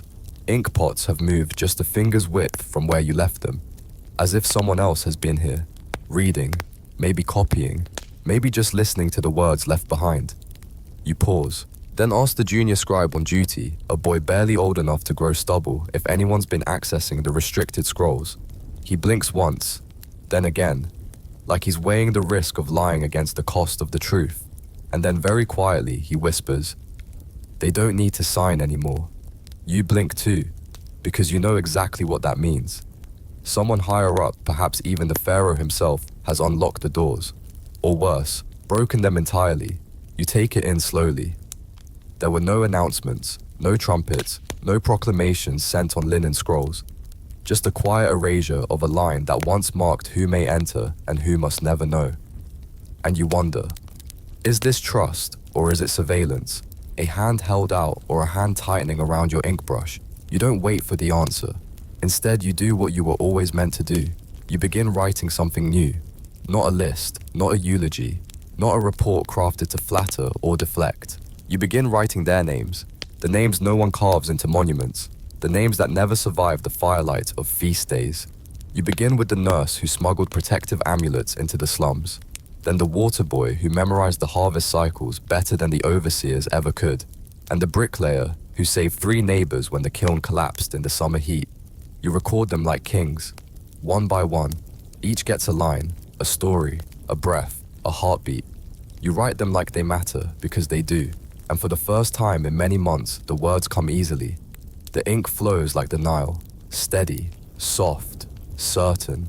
You find yourself smiling as you write, a small smile, the kind that flickers at the edge of memory. You're not sure why, but it feels right. Then one evening, as the lamps begin to flicker low, a figure appears at your door. Not a messenger, not a temple runner, a guard, but not the usual kind. This one wears a plain linen robe, no sandals, no badge of rank. He doesn't speak your name, he only says come, and you follow. Through narrow corridors, down past the familiar levels of the archive, lower than you've ever been, into the deep. The air changes, colder, denser. The stones blacken not by soot but by time. You're led into a chamber, not large, but filled with golden oil lamps glowing gently from every corner. In the center, a single stone table, and seated around it, 3 people. 2 you do not know, 1 you do. The woman with the Eye of Horus tablet. She doesn't smile, but her eyes are kind. She gestures for you to sit, and says softly, "You've been writing again." You nod. She places a rolled scroll on the table, unfurls it slowly. It's yours. Not a copy, not a version passed through temple hands. The real one. The one you hid under your sleeping mat for weeks. Your breath catches. You panic for just a moment, until she says, "It's beautiful." The man beside her speaks next. A temple priest, judging by his shaved head and the copper rings around his wrist. "We think it should be copied," he says. You blink. Copied. He nods, distributed, quietly, hidden in back rooms, whispered in classrooms, carved into broken pottery. Whatever it takes, you stare. Because this is not what scribes are trained for. This is not the work of empire. This is the work of resistance. I'm not a revolutionary, you murmur. For a long moment, no one speaks. Then the third figure speaks. A young man, soot under his nails. Maybe a blacksmith, or a builder. He says simply, no. You're something better, you're honest, you don't respond. Because honesty is dangerous. Honesty has gotten people forgotten, disappeared, buried without name or shrine. But still, you look down at your own scroll. The names, the stories, the tiny rebellions disguised as bedtime tales, and you realize maybe you've been a revolutionary all along, just one who carried ink instead of swords. You nod, once, slowly, and just like that you become part of something you never asked for. A network, a quiet flame, a living archive. You begin teaching others how to write in ways that slip past the eye, how to hide meaning in metaphors, how to smuggle truth into children's rhymes. You teach them to be careful, patient, but above all, clear. Because the more the empire twists the truth, the more vital clarity becomes. One of your students, a girl barely 12, writes a song about a crocodile who refuses to be tamed. It spreads through the markets within a week. No one names the pharaoh, but everyone knows. And the guards, they can't arrest the song. This becomes your rhythm. Write by day, whisper by night. Every week, a new story, a new chant, a new crack in the foundation. The palace doesn't seem to notice. Or maybe it does and chooses not to act, because sometimes silence is strategy. Or maybe they're just waiting. You don't know, but you keep writing anyway, because by now stopping would feel like holding your breath for too long. Some days you walk past your own words, scratched into stone walls, etched into the base of a clay jar, scrawled behind the curtains of a wine shop. Once you find your words carved beneath a baker's tray, you never take credit. You never stop long enough to be seen. But deep down, something glows. Not pride, not exactly. Something softer, something like belonging. One night, as you drift into sleep, you hear the crocodile song being hummed outside your window. A guard is passing by. He pauses for just a moment, then walks on. You never know if he smiled, but you like to imagine he did. Because if even one guard hums a forbidden lullaby, then maybe the wall is already cracking. And maybe, just maybe, the truth has already gotten in. You wake to a knock that's not a knock. It's the soft press of knuckles on reed matting. A rhythm you taught your youngest student, the one with ink-stained elbows and eyes full of questions. You rise without speaking. Slip into your plain robe. You already know what you'll see when you open the door. And there she is, breathless, barefoot, holding a scroll wrapped in damp linen. You don't ask questions, you just step aside. She enters without a word, curls up beside the oil lamp like she belongs there. And maybe she does now. You pour 2 cups of barley tea, set them gently between you, then unwrap the scroll. It's not hers, it's older.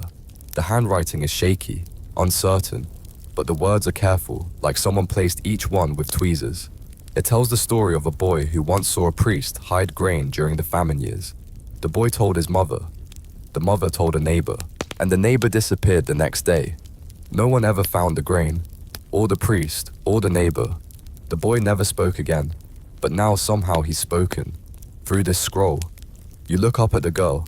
She whispers, it was buried under the floor tiles, at the North Shrine. You nod, slowly, because what else can you do when truth rises through stone like grass after rain? That morning you add the scroll to the hidden chamber beneath your bed. A dozen others live there now. Testimonies, songs, sketches, even a single pressed lotus petal collected from a town that no longer appears on maps. You don't know what you're building, but it's growing, and it's growing fast. That same afternoon, a rumor begins to ripple through the city like smoke. The pharaoh is ill. Not the usual whispers. This time it feels different. There's no festival, no prayer march. The temple drums are quiet. And that silence, it's loud. You feel it in the marketplace.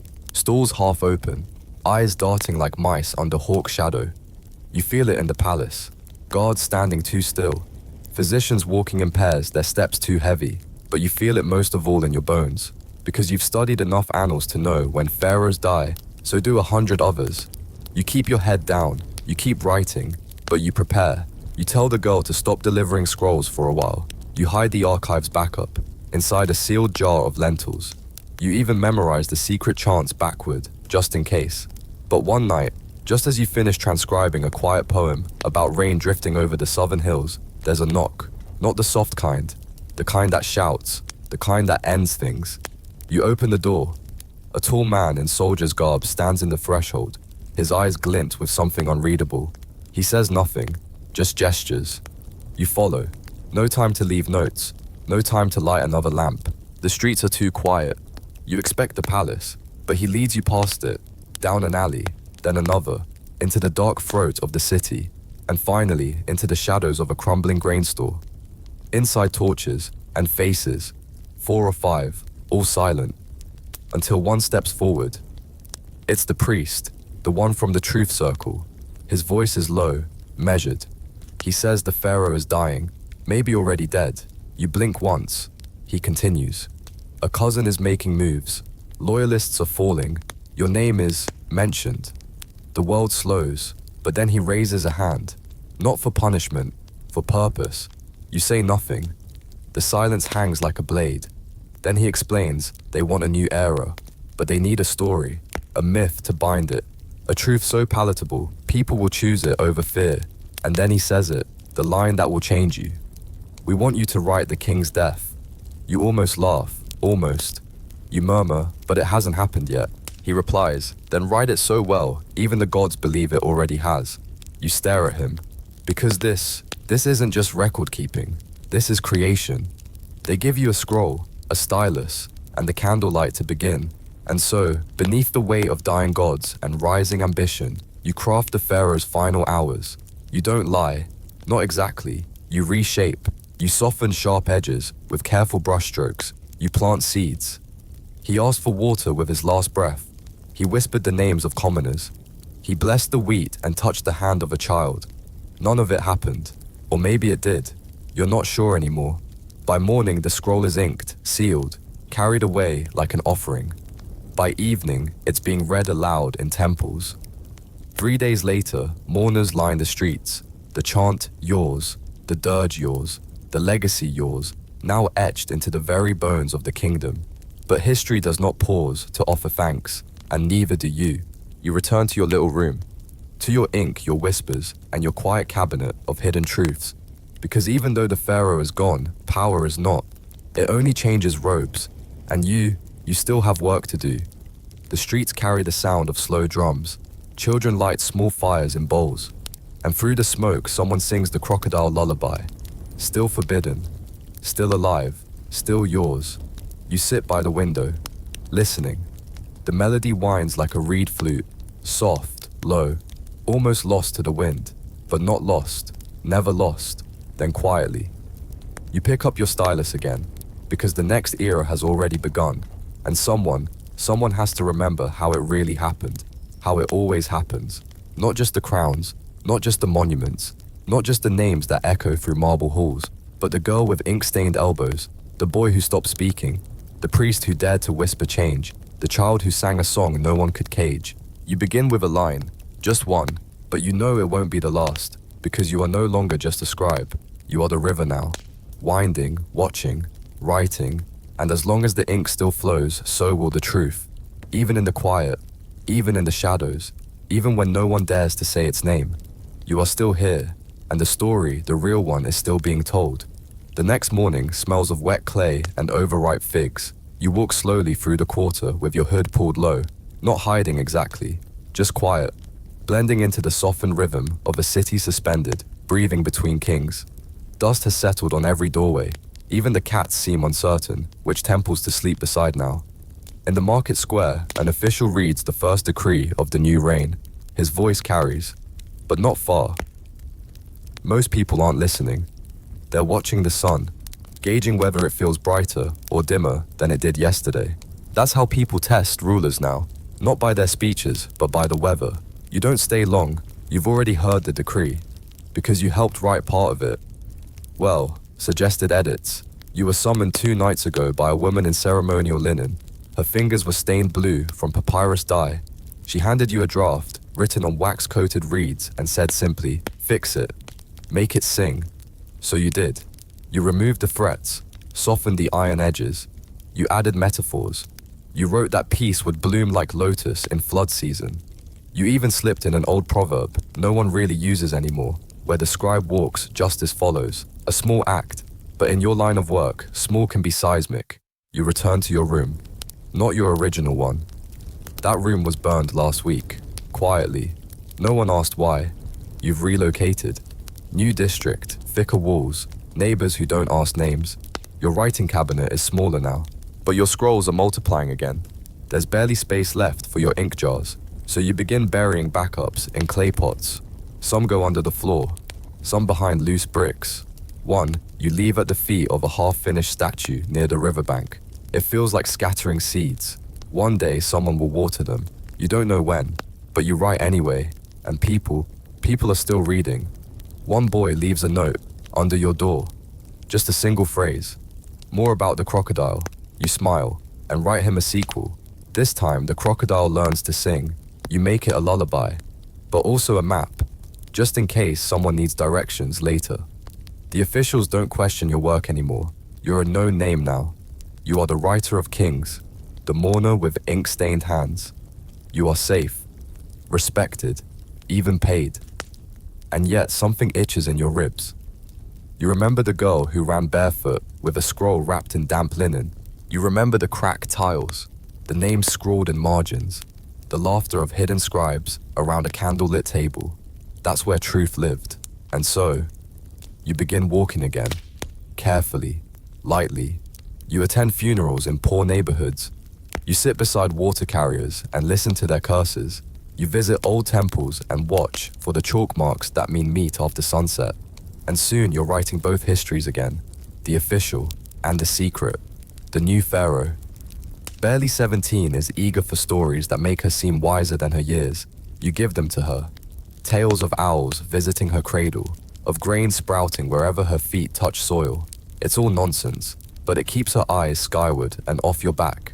And with her looking up, you're free to look underground, because beneath the temples, the scribes are building again. A wall of fragments, verses, confessions, riddles. You add your own in between. A tale of a mason who carved warnings into tomb bricks. A riddle about a bird that speaks in dreams. A confession from someone who lit fires. During the famine years, not for warmth, but to signal others, you make them all rhyme, just enough to feel harmless, and that's how the resistance breathes again. Through rhyme, rhythm, and repetition, people repeat your words without even knowing. They chant them in lines at bakeries. They hum them while sowing seed. And you know it's working, because the guards don't know what to arrest. It's not treason, it's poetry. And poetry for now is still legal, but not everyone forgets. One evening, as you sharpen your stylus, a letter appears, hand-delivered, unmarked. Inside a single sentence, who guards the storyteller? When kings change masks, you recognize the handwriting. It belongs to the priest, the one who once asked you to write a pharaoh's death. You haven't seen him since. You don't respond to the letter. Instead, you write a new scroll. Not for the people, not for the rulers, for you. You title it If I Am Gone. Inside you list everything, where the pots are buried, who knows what, which lines are coded, which chants unlock doors. You write it in tight, careful glyphs. Then you place it inside a jar, seal it with wax, and mark it not with your name, but with a symbol, a crocodile. Mid-song, you know someone will find it. Someday, maybe when you're gone, maybe sooner, but by then, the seeds will already be growing. The truth will have scattered too far to kill. That night, you step outside and walk beside the canal. The water is dark, still, listening. A child across the street hums your lullaby, and you smile. Because stories aren't owned, not by kings, not by scribes. They belong to the air. And tonight the air is thick with them. You breathe it in, the scent of figs, of ink, of wet clay, and hidden letters. You breathe it all in because one day, even the strongest walls will crumble. And what survives will not be marble or gold or scrolls. It will be memory. Song. Whispers beneath the threshold. You turn toward home. Back to your candle. Your stylus. Your quiet. And you write. Because the next story is already coming. And someone Someone has to remember how it really happened, how it felt, how it sounded, what it meant, not just for kings, but for everyone else too. And tonight, that someone is still you. Your breath fogs gently in the morning air, a soft cloud rising and fading as you sit cross-legged on the rooftop. The surface is still cool beneath you, warmed only faintly by the slow golden creep of dawn. Your eyes stay fixed on the horizon, where the river meets the sky like a mirror turned sideways. Dawn in Thebes moves slowly, like syrup sliding across mud brick rooftops and between the tall colonnades of forgotten temples. You sip from a chipped clay cup. The barley tea is bitter, earthy, laced with a sharp flicker of anise. Around you the city stirs, not waking exactly, but shifting, stretching, turning over in its sleep. The temples are late to ring their bells, by more than a heartbeat. And in a kingdom where routine is sacred, even a small delay echoes louder than trumpets. The birds are too few, the air too still. Something is missing, or moved, or broken in a way not yet visible. You feel it, in your fingertips, the same way a scribe knows when the ink has turned stale. You've heard the whispers, they float between stall curtains in the market, tucked into bread deliveries, murmured behind closed doors in the scribe's quarter. The pharaoh, the young girl with sand-colored eyes and dreams as wide as the floodplain, collapsed during a morning rite. No wound, no poison, no marks, just stillness. Some say it was the gods calling her back to balance the scales. Others whispered that the priests feared her growing love for low words. Your words, the ones sung by farmers, scrawled in chalk by children, shared in kitchens and passed in baskets. No one says it aloud, but everyone thinks it. Still, you keep writing. You write her obituary in two styles. The first for the public gilded, solemn, heavy with phrases like ascended to Ra's embrace and beloved guardian of the floodplain. The second for your floor archive. That version begins with a riddle. What walks backward, speaks forward and buries kings. In silence, you don't write her name in that one. Only the symbol of a lotus closed. The core erupts. The nobles jostle like fish in a pond that's been drained overnight. There's no clear air. Only factions, advisors, would-be siblings crawling out of the dark corners of power like beetles from a broken wall. A general steps forward, tall, angular, wrists wrapped in scars like old rope. He makes his claim, publicly. You're summoned that same evening. He doesn't look like a pharaoh, but he smells like one myrrh. Blood, ambition. He speaks slowly, every word placed like stones across a river he hasn't crossed yet. I require a myth, he says, not just a legacy. You nod. He leans in, voice soft as flint. Write me not as a soldier, but as a shepherd. I want mothers to sing my name. You ask gently, even the ones whose sons you'll send to war. He smiles, but only with his teeth. Especially them. That night, you do not sleep. You draft a hymn, then a prayer, then a bedtime fable about a jackal who leads lost lambs through the desert winds to a spring that never dries. You think it's too obvious, but the general loves it. He orders it carved into temple walls. He funds recitations in crowded plazas. Soon children chant it, while skipping stones, never realizing they're rehearsing submission. Still, something twists in your stomach. Because you didn't mean for this story to breathe so easily. You only meant to survive. You begin walking further at night, past the sacred zone, past the fig carts and lime kilns, past the silent statues and cracked paint, into the reeds where frogs sing in broken rhythms and insects blink like scattered stars. And there, by a hollowed tree stump, you find her again, the girl with ink-stained elbows. Older now, taller, her gaze sharper than it used to be. She doesn't speak your name, just hands you a scroll. On it, a list of palace guards who've disappeared, a poem encoded in their names. At first, it seems like nonsense. Until you see it, the last word of every line forms a hidden story, a tale of a river that eats truth unless someone teaches it to swim. You don't ask how she knows, you just take the scroll and add it to the others. By now, your secret wall beneath the floor is a mosaic, one tile away from becoming a full picture. The general rises and your stories make him glow. You write that his footsteps calm earthquakes, that crocodiles flee from his gaze, that sick children recover when his name is whispered by mothers holding damp cloths, but something in his eyes darkens every time he wins. He starts visiting temples more frequently, then he starts sealing them, then he rewrites their gods. You protest softly. You say, "People need the old names, they sleep better that way." He replies, "Then we'll carve new names into their dreams." And now you are afraid. You are not alone. More scribes vanish. Paper quotas tighten. Words once harmless are now censored, redefined. You see a boy beaten for quoting your lullaby, and something in you cracks.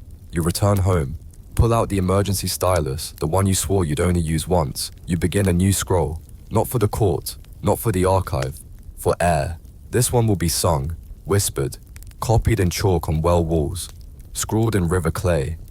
It begins simply. Once a man dressed as a god stole the sky. He called it mercy, but the stars disagreed. You write slowly, every syllable a tiny rebellion, every line a key. You pass it to the girl. She doesn't nod, she just runs. Later, you hear it again. First in a funeral chant, then in a market song, then woven into a bedtime story.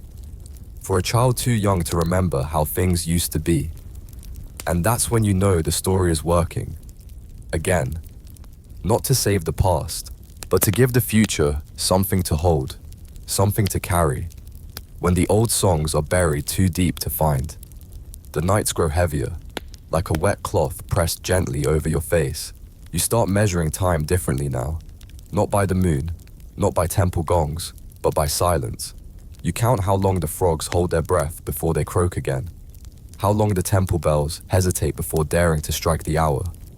Even your ink dries slower, as if the air itself resists remembering what's being written. You begin to feel that even memory, even truth has grown tired. One evening a wind rises, not from the river, but from the desert. It is dry and strange, like breath exhaled from something ancient. It carries with it the scent of crushed herbs, scorched feathers, and something older still, older than tombs, older than fear. That night, the general has a dream. At least that's what the priest tells you. When he arrives unannounced, just before dawn, you blink awake, heart already uneasy. He steps into your chamber like a shadow trailing sand. He does not bow. He does not ask. He simply sits, robes stiff with dust, eyes unreadable. His fingers trace the rim of your tea bowl, as if it's some sacred relic. The dream is troubling him, the priest says quietly. He sees birds falling from the sky. He wakes, coughing up feathers. You offer a dry, brittle smile. Bad chicken stew, maybe. But he does not laugh. Instead, he places something small on your writing desk. A ring, bronze, smooth, worn at the edges. It is not engraved with any symbol of power. No sun discs, no vulture wings, no crowns, only the sign of Ma'at, the feather of truth, perfectly balanced on a scale. You stare at it, and you understand. It is the mark of judgment. But whose? You want me to write his ending? You whisper. The priest says nothing, only rises. Before he leaves, he turns once more to you, and says, "Make it gentle if you can. He was not always this." Then he is gone, and you are alone. Alone with the ring, and 100 unfinished scrolls fluttering around you like birds too afraid to land. You breathe slowly. Then, for the first time in years, you open your hidden archive, not to hide something, but to take something back. From beneath the floor, you retrieve the oldest scroll, the one you wrote long ago, by candlelight and fear, the one that names the first lie, the first crown, the first drowning of truth beneath gold. You read it slowly, with reverence, and then, with steady hands, you begin again. You write the final story, but not like a history, and not like a report. You write it like a dream, a vision, one the general himself might choose to believe. You describe him walking into a field of barley that grows faster than time. He lays down his weapons, lets them sink into the soil. The sun sings his name in 3 tones. He meets the gods, but not as a conqueror, not as a ruler, as a child, barefoot, blinking, asking questions. You leave out the battles, you leave out the fire, you end it with a quiet sunset and soft footsteps into the dark. When the final word is written, your fingers tremble, because you have written death before, But never mercy, never like this. The next day, the general retreats from the city. No announcement, no farewell. He simply leaves. Some say it was illness, others a private pilgrimage. But you know the truth. He is walking into the story, and you let him. No guards come, no officials knock. For the first time in years, your home is still. You sit beside your writing cabinet, hand resting on an old clay jar that holds the map of everything. The floor beneath you feels warm. Outside, a boy recites one of your riddles to impress a girl. You smile. You think of the girl with ink on her arms, the baker who passed notes inside loaves of bread, the priest who remembered how to whisper truth through robes. You never said goodbye to any of them. There was never time, but you think they know. Stories have their ways of finding their readers, even if the writers vanish, even if the names fade. Then one evening, weeks later, a child knocks at your door. He holds a reed scroll with both hands like it's made of glass. You take it gently, unroll it. Just one line, written in a clumsy, hopeful hand. Tell me about the woman who made birds out of fire. You stare at it, and something in your chest glows. You understand. The flame is still burning, not wildly, not loudly, but enough to light a pen. You reach for your stylus, sharpen it slowly. The child sits by your feet, waiting, and you begin. Long ago, you whisper, there was a girl who caught embers in her fists. Outside, the wind rustles, the fig leaves. Inside, the ink flows like a river. You don't write for kings anymore. You don't write for history books. You write for the hush between breaths, for the hands that pass your stories without knowing your name, for the nights when silence needs a friend, and that you realize is enough, because some rulers reign in palaces, and some in dreams, and your kingdom, it was never built of stone, it was made of words, and it still stands. Every time someone listens, every time someone dares to whisper the truth, even if they call it a bedtime story, you feel the weight of the years more acutely now. Not in your bones, they've always ached, they've always creaked like old wood in the morning chill. No, this weight is different. You feel it in your stories. They come slower these days, heavier, like clay pulled from the bed of a river long since dried. Each word you write feels soaked in silence. Each sentence feels like it carries not just meaning, but memory. The kind of memory you never dared speak aloud. The kind that lives in the cracks between words, in the pauses between breaths. You no longer live in the shadow of the palace. You moved quietly. No announcements, no goodbyes. Just the gentle sound of sandals against the stone path leading to a low house near the edge of the water. It is peaceful here. Reeds grow wild by the shore. Cats weave lazily between pottery jars stacked near your crooked door. You hear the city only in echoes now. Footsteps, chants, the clatter of sandals on sun-baked sandstone. But all of it feels distant, like a story someone else is telling on the other side of a dream. Most days you write for no one. You still write, of course. You always will. But these scrolls begin with questions and end with riddles. Some of them you burn. Smoke curling into the rafters like forgotten prayers. Some you bury beneath the porch, let the sand swallow them as though returning them to the beginning. And a few, you roll them tightly, seal them with wax, and leave them at the riverbank. Little offerings, for whatever might be listening beneath the surface of the water. Then one morning, the girl returns. Older now, a woman really, but you'd know her anywhere. She doesn't knock. She simply sits on your stone steps, knees drawn up, braid loose in the wind, sand still clinging to her ankles. You pour her a cup of barley tea, just like you did when she was small enough to need both hands to lift the cup. She takes it, but does not sip. Instead, she looks at you quietly, then says, "I think it's time." And you know exactly what she means. The city is changing. There's a movement growing. Whispers in markets, verses echoed in workshops, children scribbling your metaphors onto temple walls. They quote fragments of the lullabies you once hid in margins. No one names you, but your fingerprints are everywhere. She opens a bundle. Inside, your scrolls, all of them, even the ones you thought were lost. To fire, to mold, to time itself. She had been collecting them, storing them, copying them. Not for you, not for glory, for the future. They're not enough, she says softly. Not without you. Then she adds, help us finish the story. You hesitate. You were done, weren't you? You thought you were. But how can you say no to someone who carries your words like sacred relics? You ask, what would you have me write? She leans in, close, eyes steady, voice barely a whisper. A pharaoh no one will forget, but not because of their power. You sit in stillness long after she's gone. That night you write again, by the light of a flickering oil lamp, to the soft sound of a cat purring against your ankle. And the tale that comes is not like the others. It does not begin with thunder, or war, or glory. It begins with silence. A child standing in a crowded street holding a broken amulet, looking up at the ruins of something they don't yet understand. Asking, why did no one stop it? You write about a ruler who sees power not as strength, but as reflection. A mirror that shows their own fragility. You write about gardens, about olive trees and children's laughter, about feasts of forgiveness instead of conquest. It is absurd, unrealistic, and completely necessary, because bedtime stories are not meant to reflect what is. They are meant to whisper what could be, even if only in dreams. In this new story, the people speak freely.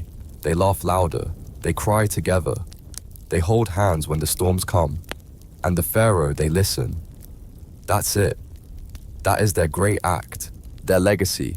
They listen, and in doing so, they change everything.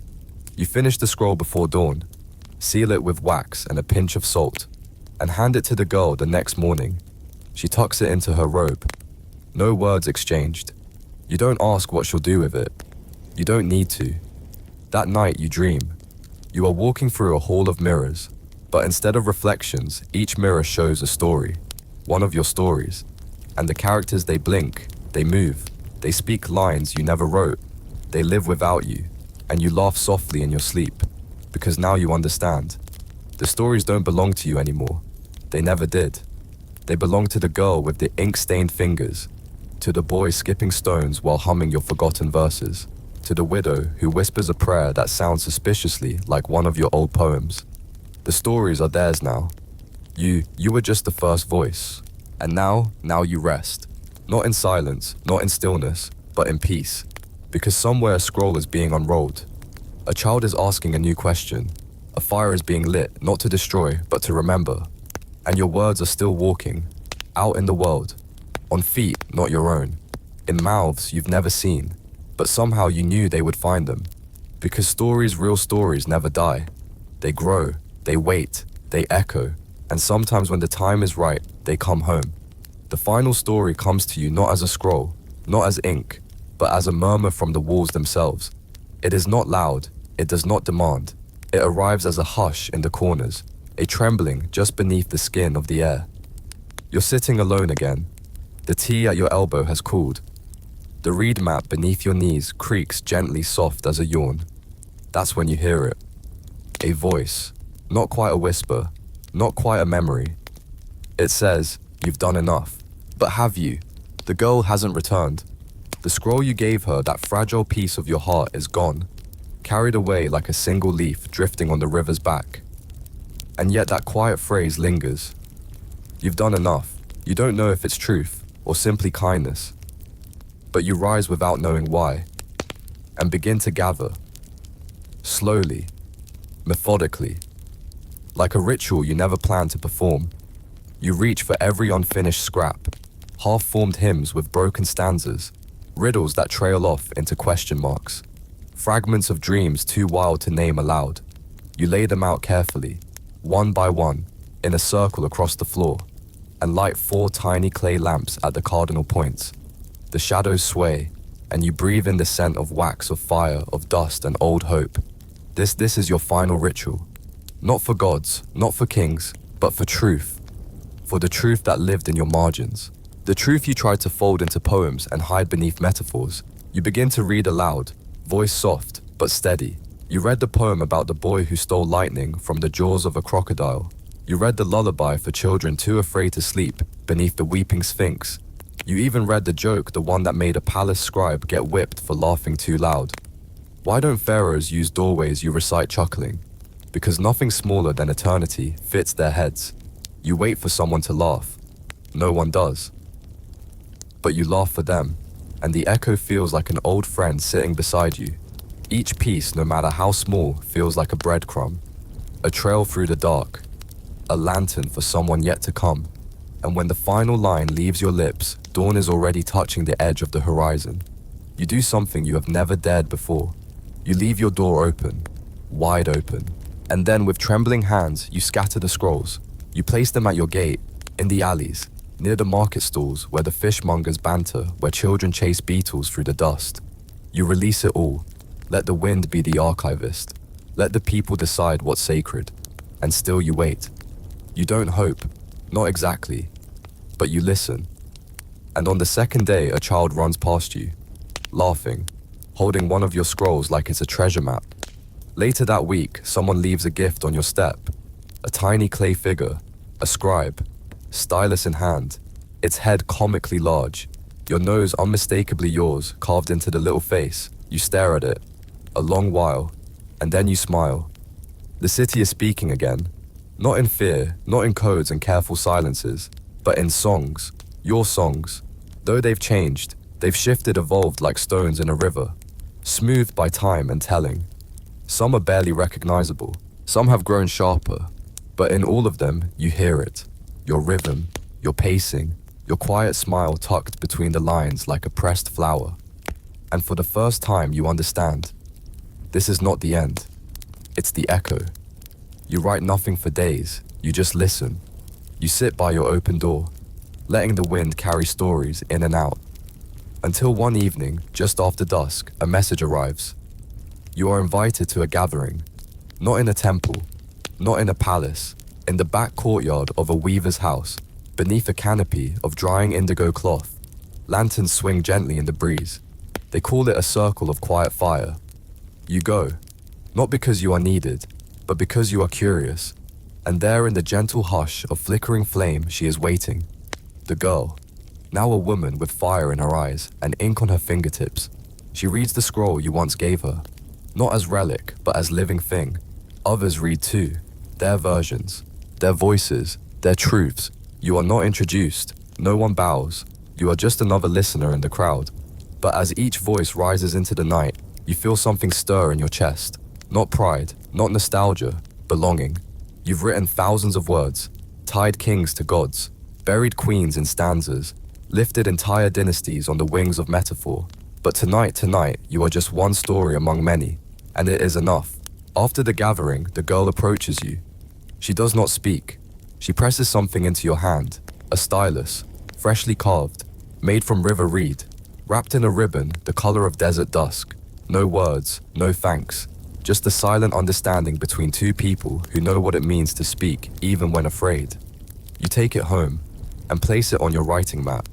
You will not use it, not yet, but you like knowing it's there, waiting, patient, like a friend you haven't quite greeted.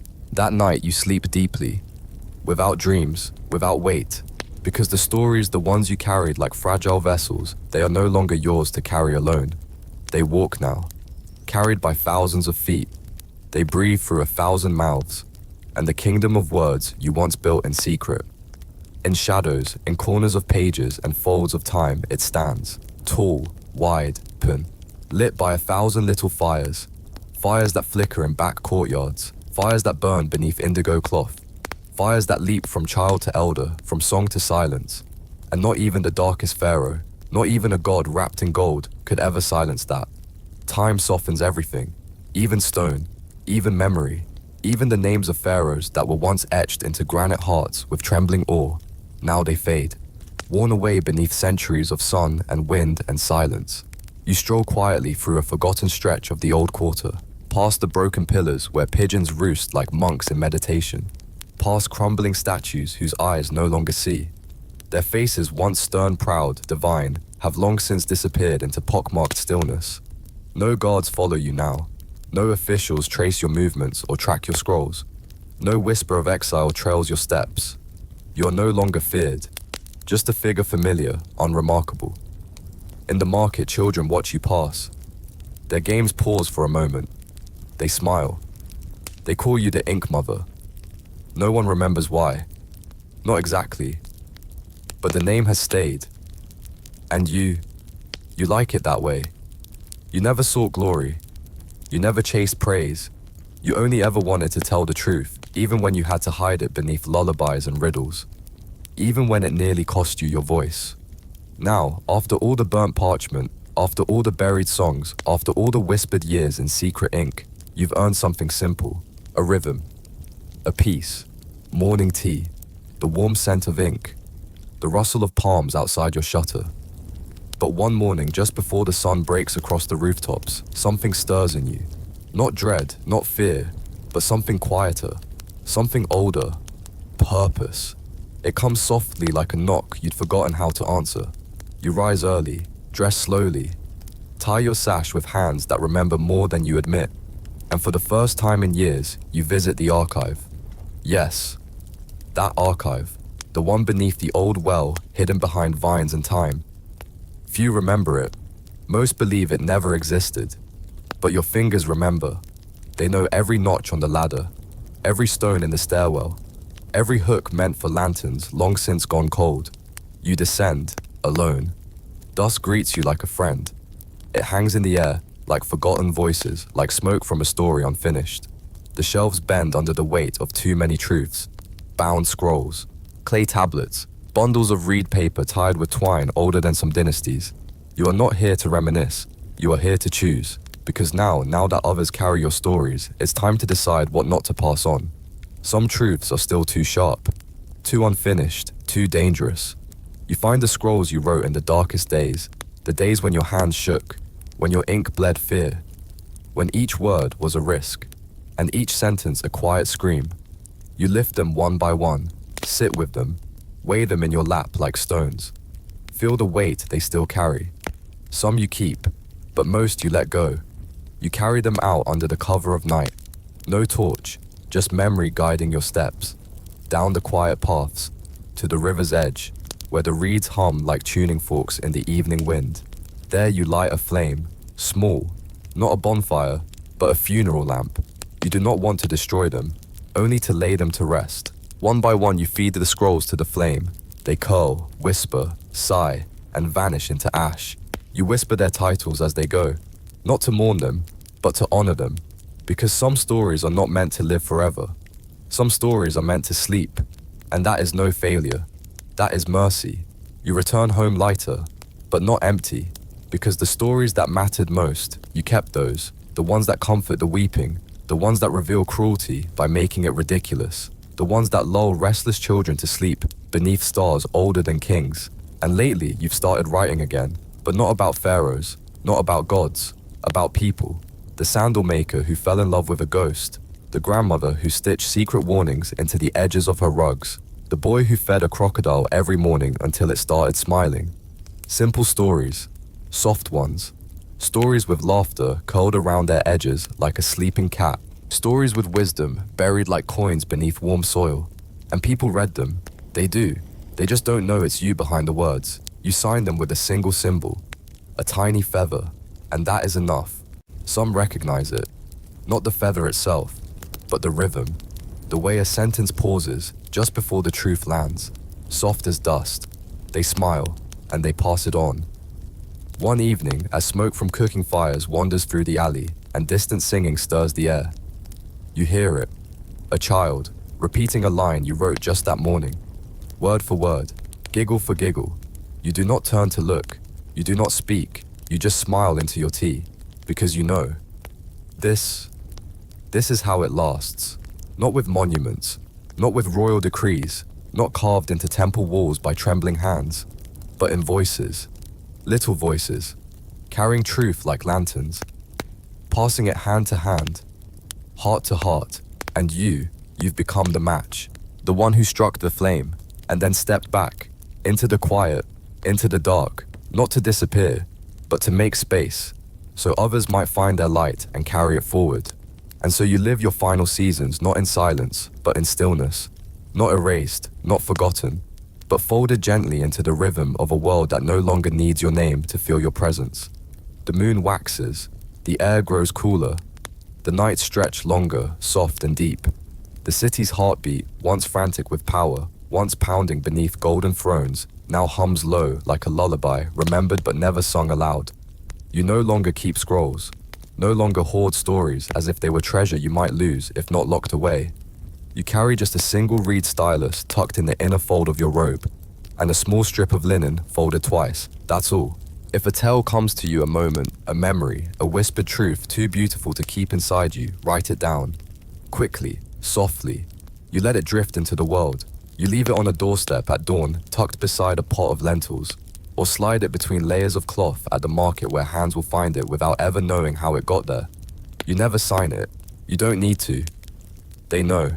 Not by name, not by face, but by the hush between the words. By the way laughter curls gently off the lines like steam rising from a morning cup.